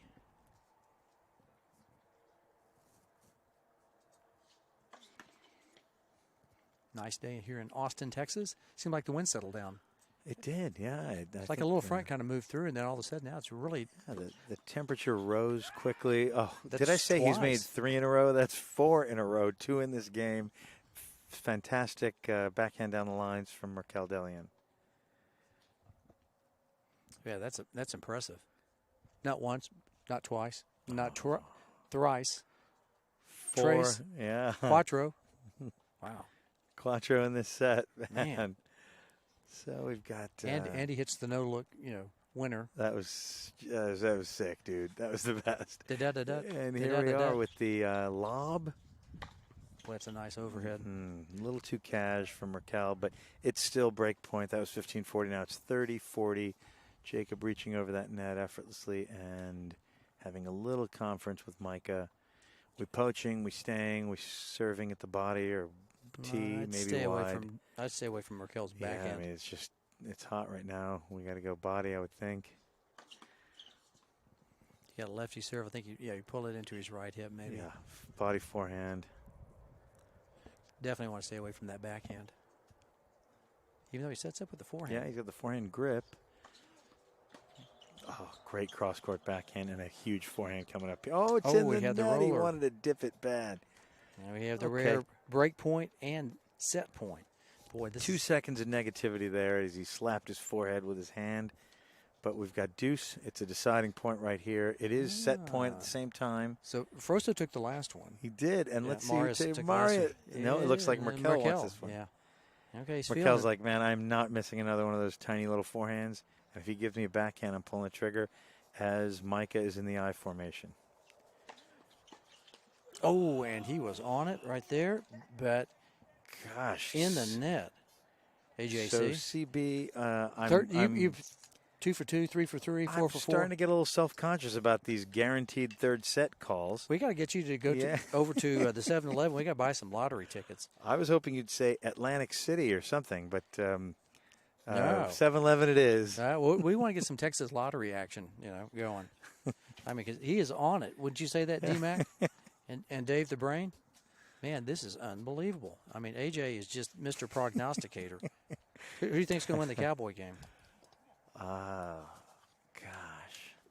That's a sore one, isn't it? That's tough. That's pretty bad. Yeah, they're not. Yeah. So yeah, it's a sore subject. I think it's going to be tough. I think they might be playing a tiebreaker for the third set, a 10-pointer. Oh, okay, yeah. Let's see here. Yes, match tiebreaker. MTB, match tiebreak. Yep. So third set is the MTB here at ATA. Look at the energy from these crossers, from these quick little guys, and that's out. A lot of positivity on the error. Frozo with I guess a little less control on his backhand than he's normally had this whole match. And it is indeed a 10-point breaker. It's 1-love right now for the Texas boys. The MTB. That's the right. ATA. Match tiebreak. AJC, MTB. CB1. We got a lot of trinomials here. That's an 8. No, it's a little wide. So Marius takes his position up near the net. Merkel ready to return. We've seen this formation before, and we've seen this wide backhand before down the line. Good cross and a massive forehand from Micah. Micah said in the pre-match interview his favorite shot is the forehand. It's all happening.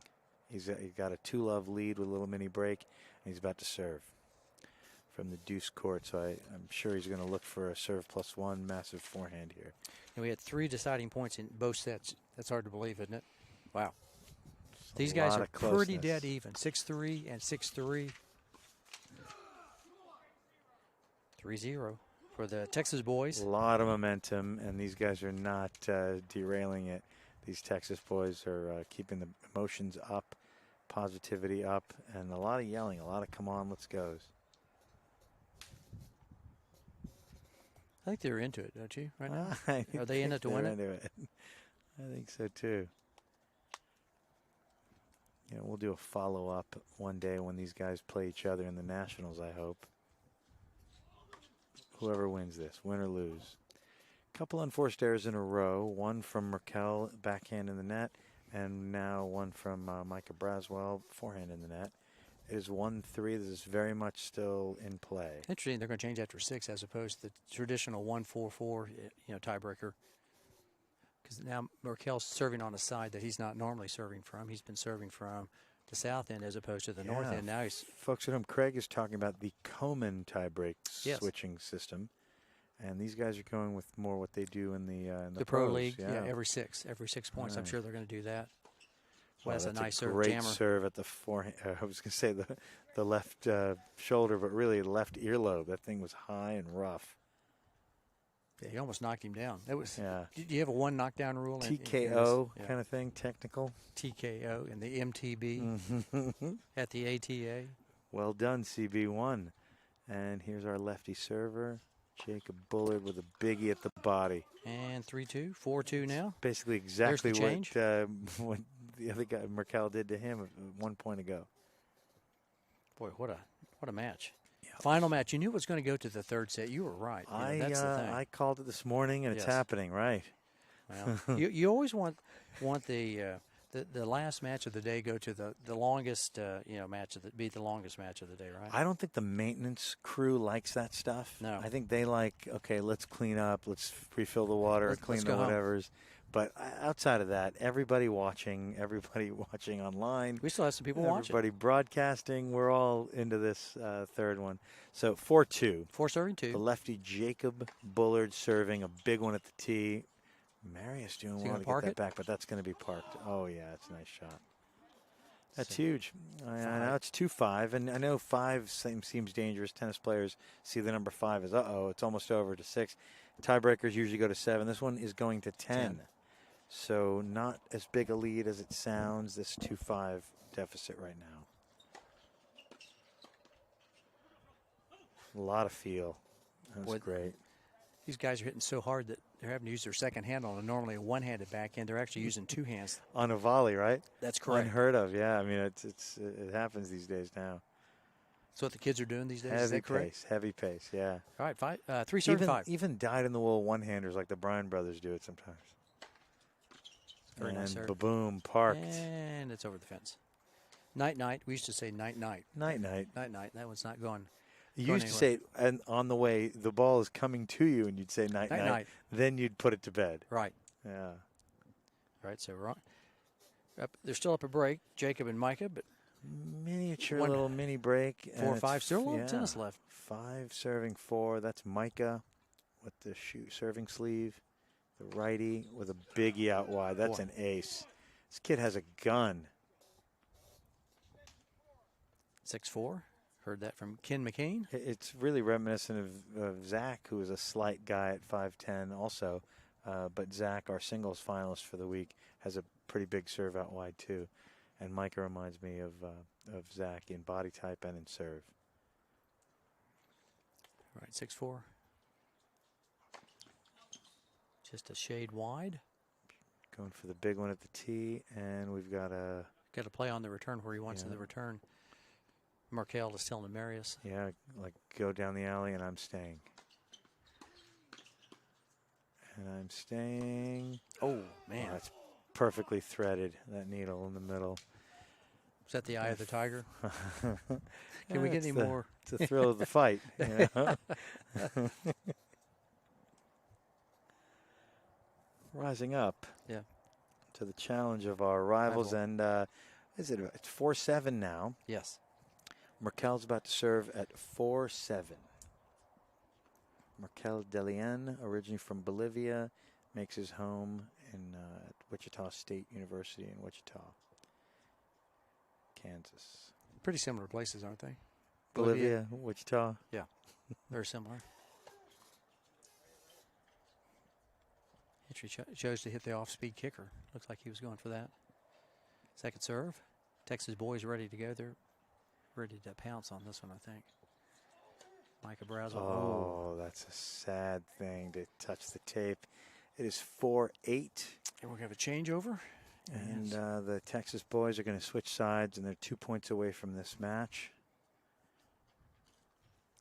the Wushak. They've been in this position before. They're not down any match points, though. They've saved some of those in previous tournaments. But here they are. They look a little more downbeat. But a quick towel off, quick sip or two. As Christo van Rensburg comes up and has a word with the photographer, Julia. Yes. Julia with the Houston Astros jersey or T-shirt. And Merkel has a quick check of the sun and is ready to serve at 4-8. Got some air on that one. Jacob slightly overcooked the banger of a low forehand there into the net. You're up 8-4. You feel you can take a chance or two. You got to take that cut. Yeah, I'm with you. Okay, right. what do you think? Serving 5. Jacob, the lefty, serving. I would think he's serving wide, but Merkel loves that one, so maybe he'll go like you said. Traditional, I'd go out. Yeah, maybe wide at this point. Look for that down the line. Wide, yeah. Here it is. Yep.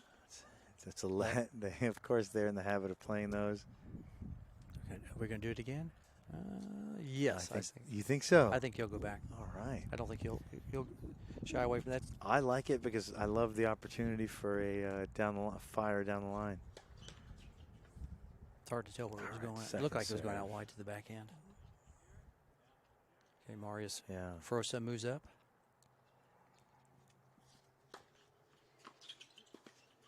Good first volley, yeah. Quality first volley, but Merkel looks like he's in some control as he moves back in. It's close. It's 8-6.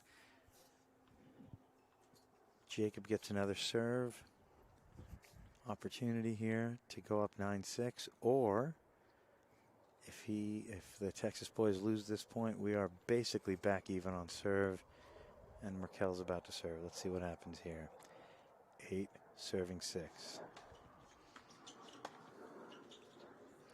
Nice get. All right, not the best return. Micah's all over that and the follow-up volley. All right. It is 6-9. We have our first match point, my friend. First match point. Marius Frosa in the hat and the far court serving.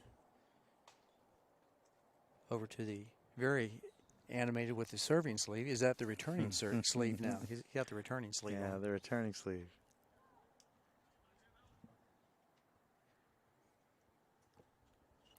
See what they're doing. Got a little lull in the action because one ball is on the other court and one ball has left.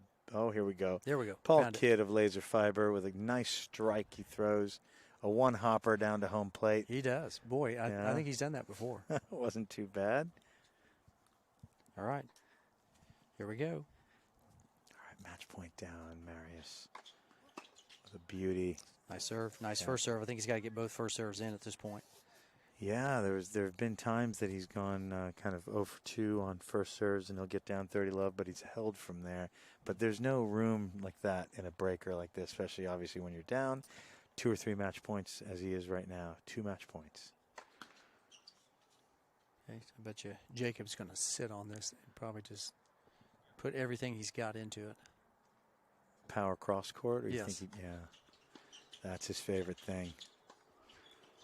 Oh, just a little long. Just a little awkward. Maybe it was wind interrupted.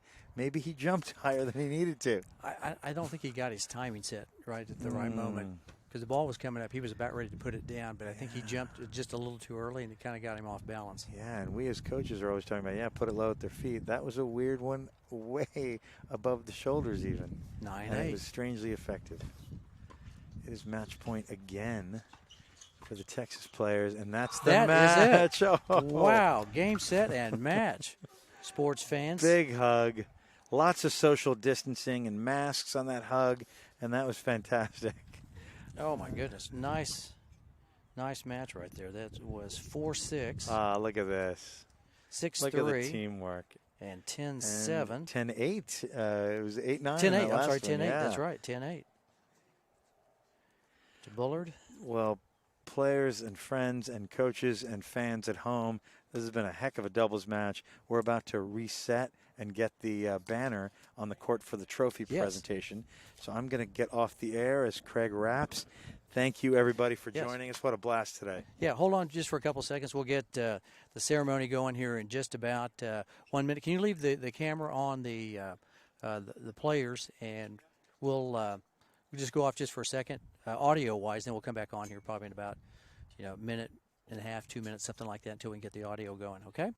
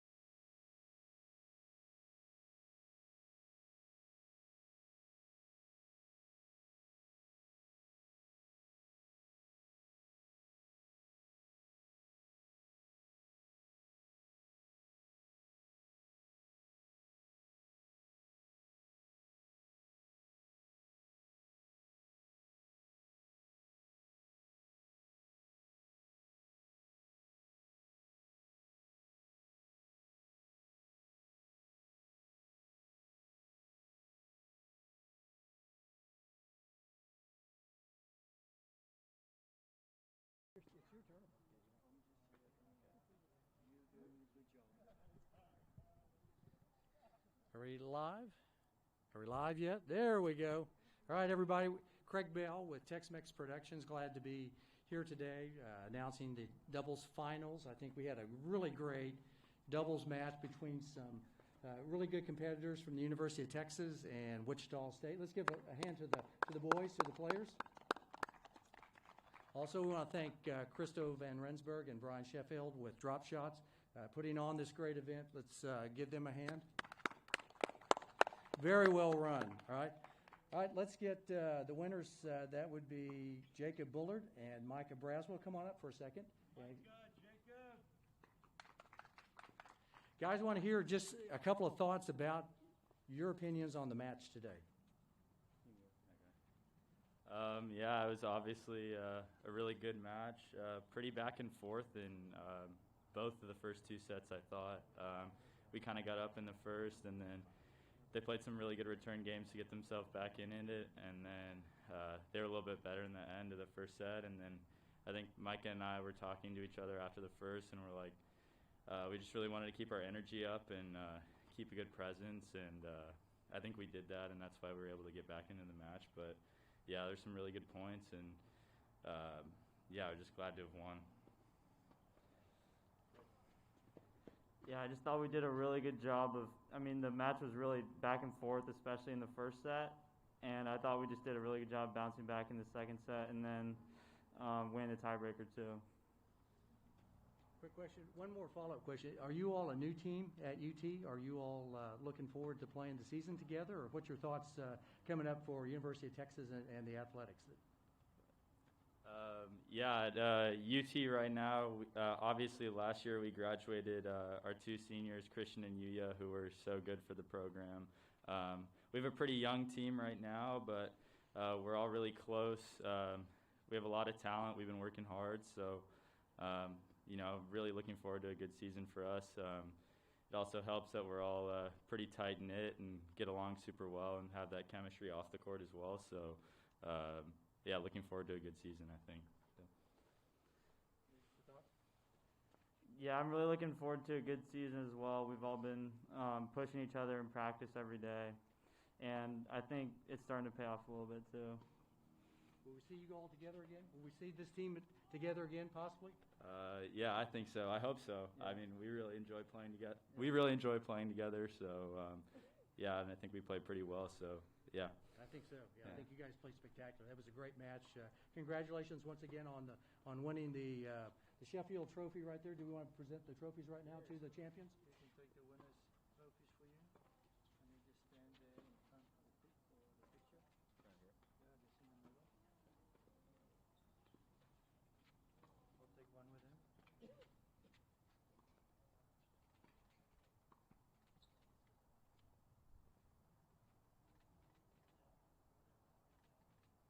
Just stay kind of on the side, and then you pull the table out. Just on the side a little bit. Just go out. We're going to call them in. Okay. But just kind of stay there. Just stay there, kind of. All right, let's call the finalists up. That would be Marius Frosa and Merkel Delian. Let's give a hand for the finalists.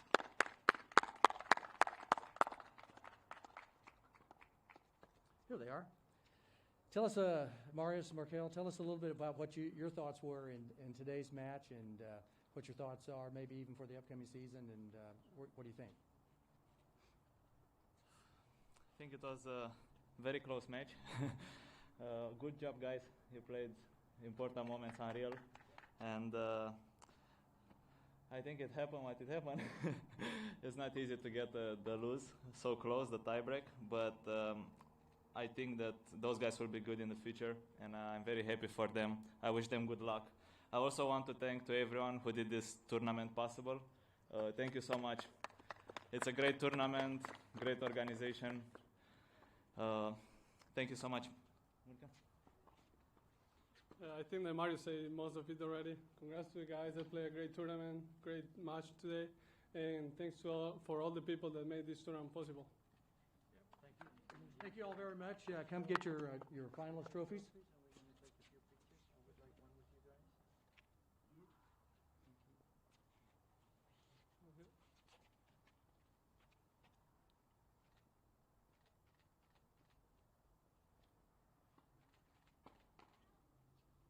Thank you.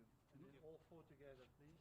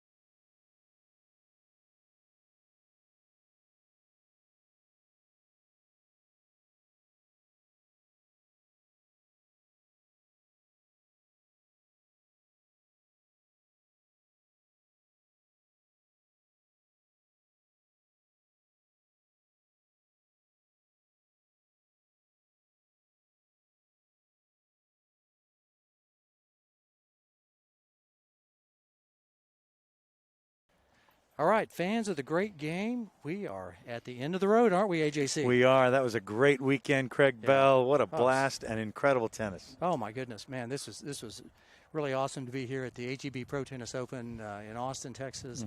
Run through DropShots, Christo van Rensburg, Brian Sheffield. Boy, they couldn't have done any better job, I don't think, of running this event. I mean, they couldn't have done better. I'm sure they'll even take it up a notch. This was only the first one of the DropShot Tournament Series, so people be on the lookout not just for the concept of live streaming and the concept, which is also brilliant, of my UTR, but also this company. Oh, yeah. Yeah, DropShot Tournament Series is coming, and we'll be doing more of these. I guess in 2 weeks we'll have a women's tournament here. Yes, that's correct. And that'll be more, rather than audio and video, it'll be more tennis radio style. Yes, in the audio form. And so look for that coming out in a couple of weeks here at the Austin Tennis Academy. You know, all the great sponsors, HEB. We've had Laser Fiber, Rocket Banners, New Hope, Animal Rescue, Ernst & Young, and Rudy's. And Rudy's Barbecue. Yeah, and Laser Fiber. Yes, Laser Fiber. Yeah, it's my favorite string. Right. Actually, the word laser, we wanted to make an Austin Powers reference, but it was all I could do yesterday to not go laser. But, yeah, Laser Fiber. Right. Yeah, brilliant. We've had a great couple of days. We saw Hadi Habib win the singles after faltering in the first set, 1-6, comes back and knocks out Zach Zvida 2-2 in the finals. Man, that was a really good match. It was not a routine 2-2, which sounds pretty cut and dry and smooth. It was a good, close 2 sets there. Right, yeah. Both of them have really great futures in front of them. Hadi playing tennis at Texas A&M. I was going to say the University of Texas A&M, but it's really not that. So it's Texas A&M, the contestants, Frosa and Delian walking off. So we're just saying goodbye to those guys. They're so sweet. Good luck, everybody. Good luck, guys. Great guys, boys. Thank you, Markel. Thank you, Marius. And, I mean, that was a really fine match. Like I said, Hadi and Zach both have great futures ahead of them. Zach already starting to play pro tennis. I mean, he's going to be a force to be reckoned with in no time. Yeah, he'll turn 18 and get bigger and stronger and serve even more beautifully and effortlessly and accurately. I'm just so amazed at the presence of somebody that young and be able to play. That quality court of tennis. Presence, mental resilience, very, very quick to bounce back after a couple mistakes, and he guns it. He goes for it. He's a little high risk, and he's just incredible to see because a lot of 17, 18-year-olds play a lower risk game. So that was neat to see. I'm proud of Zach. Yeah. And like you said, massive future. And how about Hadi Habib? He's going to be playing pro tennis after his senior year coming up at Texas A&M. Yeah. That's right. I think he's got a big future ahead of him as well. You'll see him. I mean, you'll see him in the ranks in the NCAAs. He is near the top of the SEC. He'll be playing usually number 1 or 2 for Texas A&M. Well, I think he's going to have a really good NCAA season as well. Hopefully this pandemic gets behind us and college tennis gets back to normal. But I look for big things out of Hadi Habib, don't you think? Over yes. College And how about the doubles? Let's talk about that a little bit, CB. Yeah. You want to recap that for the people? What a great match that was. Jacob Bullard and Micah Braswell. Couldn't be happier. They were excited. Lost the first set once again. We had the first set issues, 4-6. And they had a lead. The first set was like 2 sets. They had a big lead in the beginning and 4-2, and they looked really ready to close it, but they lost about 4 games in a row to lose it 4-6. Yep. Bounced back pretty quickly to win with only 1 break, 6-3 in that second set. And then the match champions tiebreaker 10-8 over a really fine team, former quarterfinalists in NCAA, Marius Frosa and Merkel Delian, the Bolivian. Boy, what just a great team. I think you're going to be seeing a lot more from those guys as well. I just think the future's bright for Jacob and Micah. They said they might be interested in playing more doubles together at the University of Texas, correct? This is an untested, sort of a new team, but clearly they did well this week. Micah is a true freshman at 18 years old. Jacob, a sophomore who didn't get much of a season this past year because of the pandemic and all. So they've got 4 years ahead of them, and I have a good feeling about them too. Yeah, no. So we were lucky to really have great weather, a great tournament director, and Christo van Rensburg. Come over here just real quick, just wave, just so people can see you. We're signing off here. We just want to say thank you so much for the opportunity to come be a part of your tournament here, for wanting us to, there we go. Can you get the headset on? There we go. And around there you go. Do I look good? Yes. So smooth, Dressed in man. pink. You But think you my look- daughter will be happy with me? You look refreshed after the tournament's finally over. I mean, you look like a man who it's just the weight of the world has come off your shoulders. Well, I think tomorrow I'm going to sleep till 1 o'clock when the deadline is for my next tournament where the players have to sign in. You get to do this again, don't you? Yeah, Saturday the women's tournament is Sure. starting. Yes. And we have the deadline tomorrow, I think 1 o'clock. Mm-hmm. So I'm going to put my cell phone off tomorrow morning. Maybe my dog will hang out with me a little bit. I think you and- turn your phone off. Don't even put your phone on. Turn it off. No computer off. Everything right there. Become disconnected from the electronic world, and you'll be good. Like I said to my staff, only call me tomorrow morning if your head is on fire. Otherwise, we'll see you in the afternoon or Tuesday morning, right? Yes. Listen, thank you very much for Tex-Mex for what Wow. you've done. Wow. I know a lot of people have been watching, and it was great to at least get the tennis like them, enjoying it on their couch. Mm-hmm. Could not have done it without you guys. Thank you, Every Chris. time Thank I you. look over, I see you guys are talking. We're always talking. So we never shut tomorrow, off. rest your voices, but you guys were great. Could not have done it without you. And No, we had a great time. You know, what better way than to spend Saturday and Sunday, here in Austin, Texas on a great weather weekend. Our buddy Christo and Brian Sheffield with DropShots putting on an event like this. Hey, we'll come back anytime, right? yes, DropShot Tournament Series, well .com. done. Yeah, huge cheers. Yeah. Yes. You Huge guys effort. did beautiful work this week, and we're proud to be a part of it. And you mentioned the great weather. How about the great tennis? Goodness. Yeah, I think the tennis was amazing. I mean, we had two players that we're definitely going to see in the future. Yeah, on the Pro Hadi Tour. Habib for sure on the Pro Tour, and Zach Zvida already on the Pro Tour. Amazing guys. And what nice guys. Good luck, guys. I mean, Good playing. They were really nice guys to deal with. And, I'm sure you've every now and then thanked the sponsors for me because we just can't do this with people like HEB and Laser Fiber. Rudy's Rocket Barbecue, banners, rocket banners, yeah. The one day my banner started tearing. The morning, 7 o'clock, they worked on it. I had it back here at 8, and that's how you build a relationship. And then obviously Rudy's and Ernst & Young. Greenview Development. I love their Greenview logo. Development, they got all the net sponsors, so Yeah. everything green there. And we actually had a really good picture taken in the middle of the week because one guy was just kind of, every time he plays, he's got his little dog. And when he played on the one court, the dog just went and was lying down next to the Greenview Development banner until his boss, or his alpha, we should say, was done. Let's so go. we got a really good, and that plays right into benefiting New Hope. Right. You know that are a great The animal shelter, yeah. They're really good because they foster animals, and Kelly is a great lady who's doing that, and you should support them because shame, we always say dogs can't talk, but we can really help them, and the foster families that are helping these animals is just amazing thing. So very happy to be part of our the four-legged New friends. Hope Animal Foundation. Yeah, the four-legged friends need some love, and I'm sure they've got plenty of animals that would love to be adopted into your family, right? Yes. Well, thank you for everyone. Yeah, thank you. And Thank the you. listeners. Oh, man, this is awesome. Yeah, anytime you want good weather and good tennis, just let us know. We'll be down in a minute. How's Okay. that? All right. It's great. All right. Bye, everyone. Everybody. Thanks for watching. Christo von Rensburg, Craig Bell, AJ Chabria. Chabria signing off. Thank you, everybody. Good afternoon from Austin, Texas, everybody. See you later.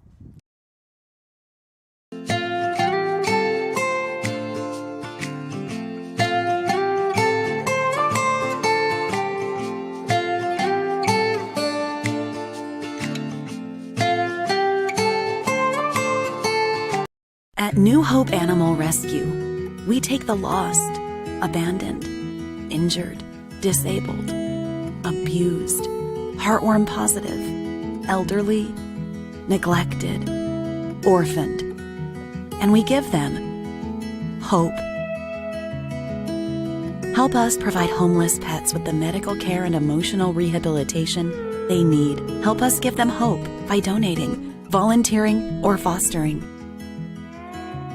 Visit us at newhopesaveslives.org.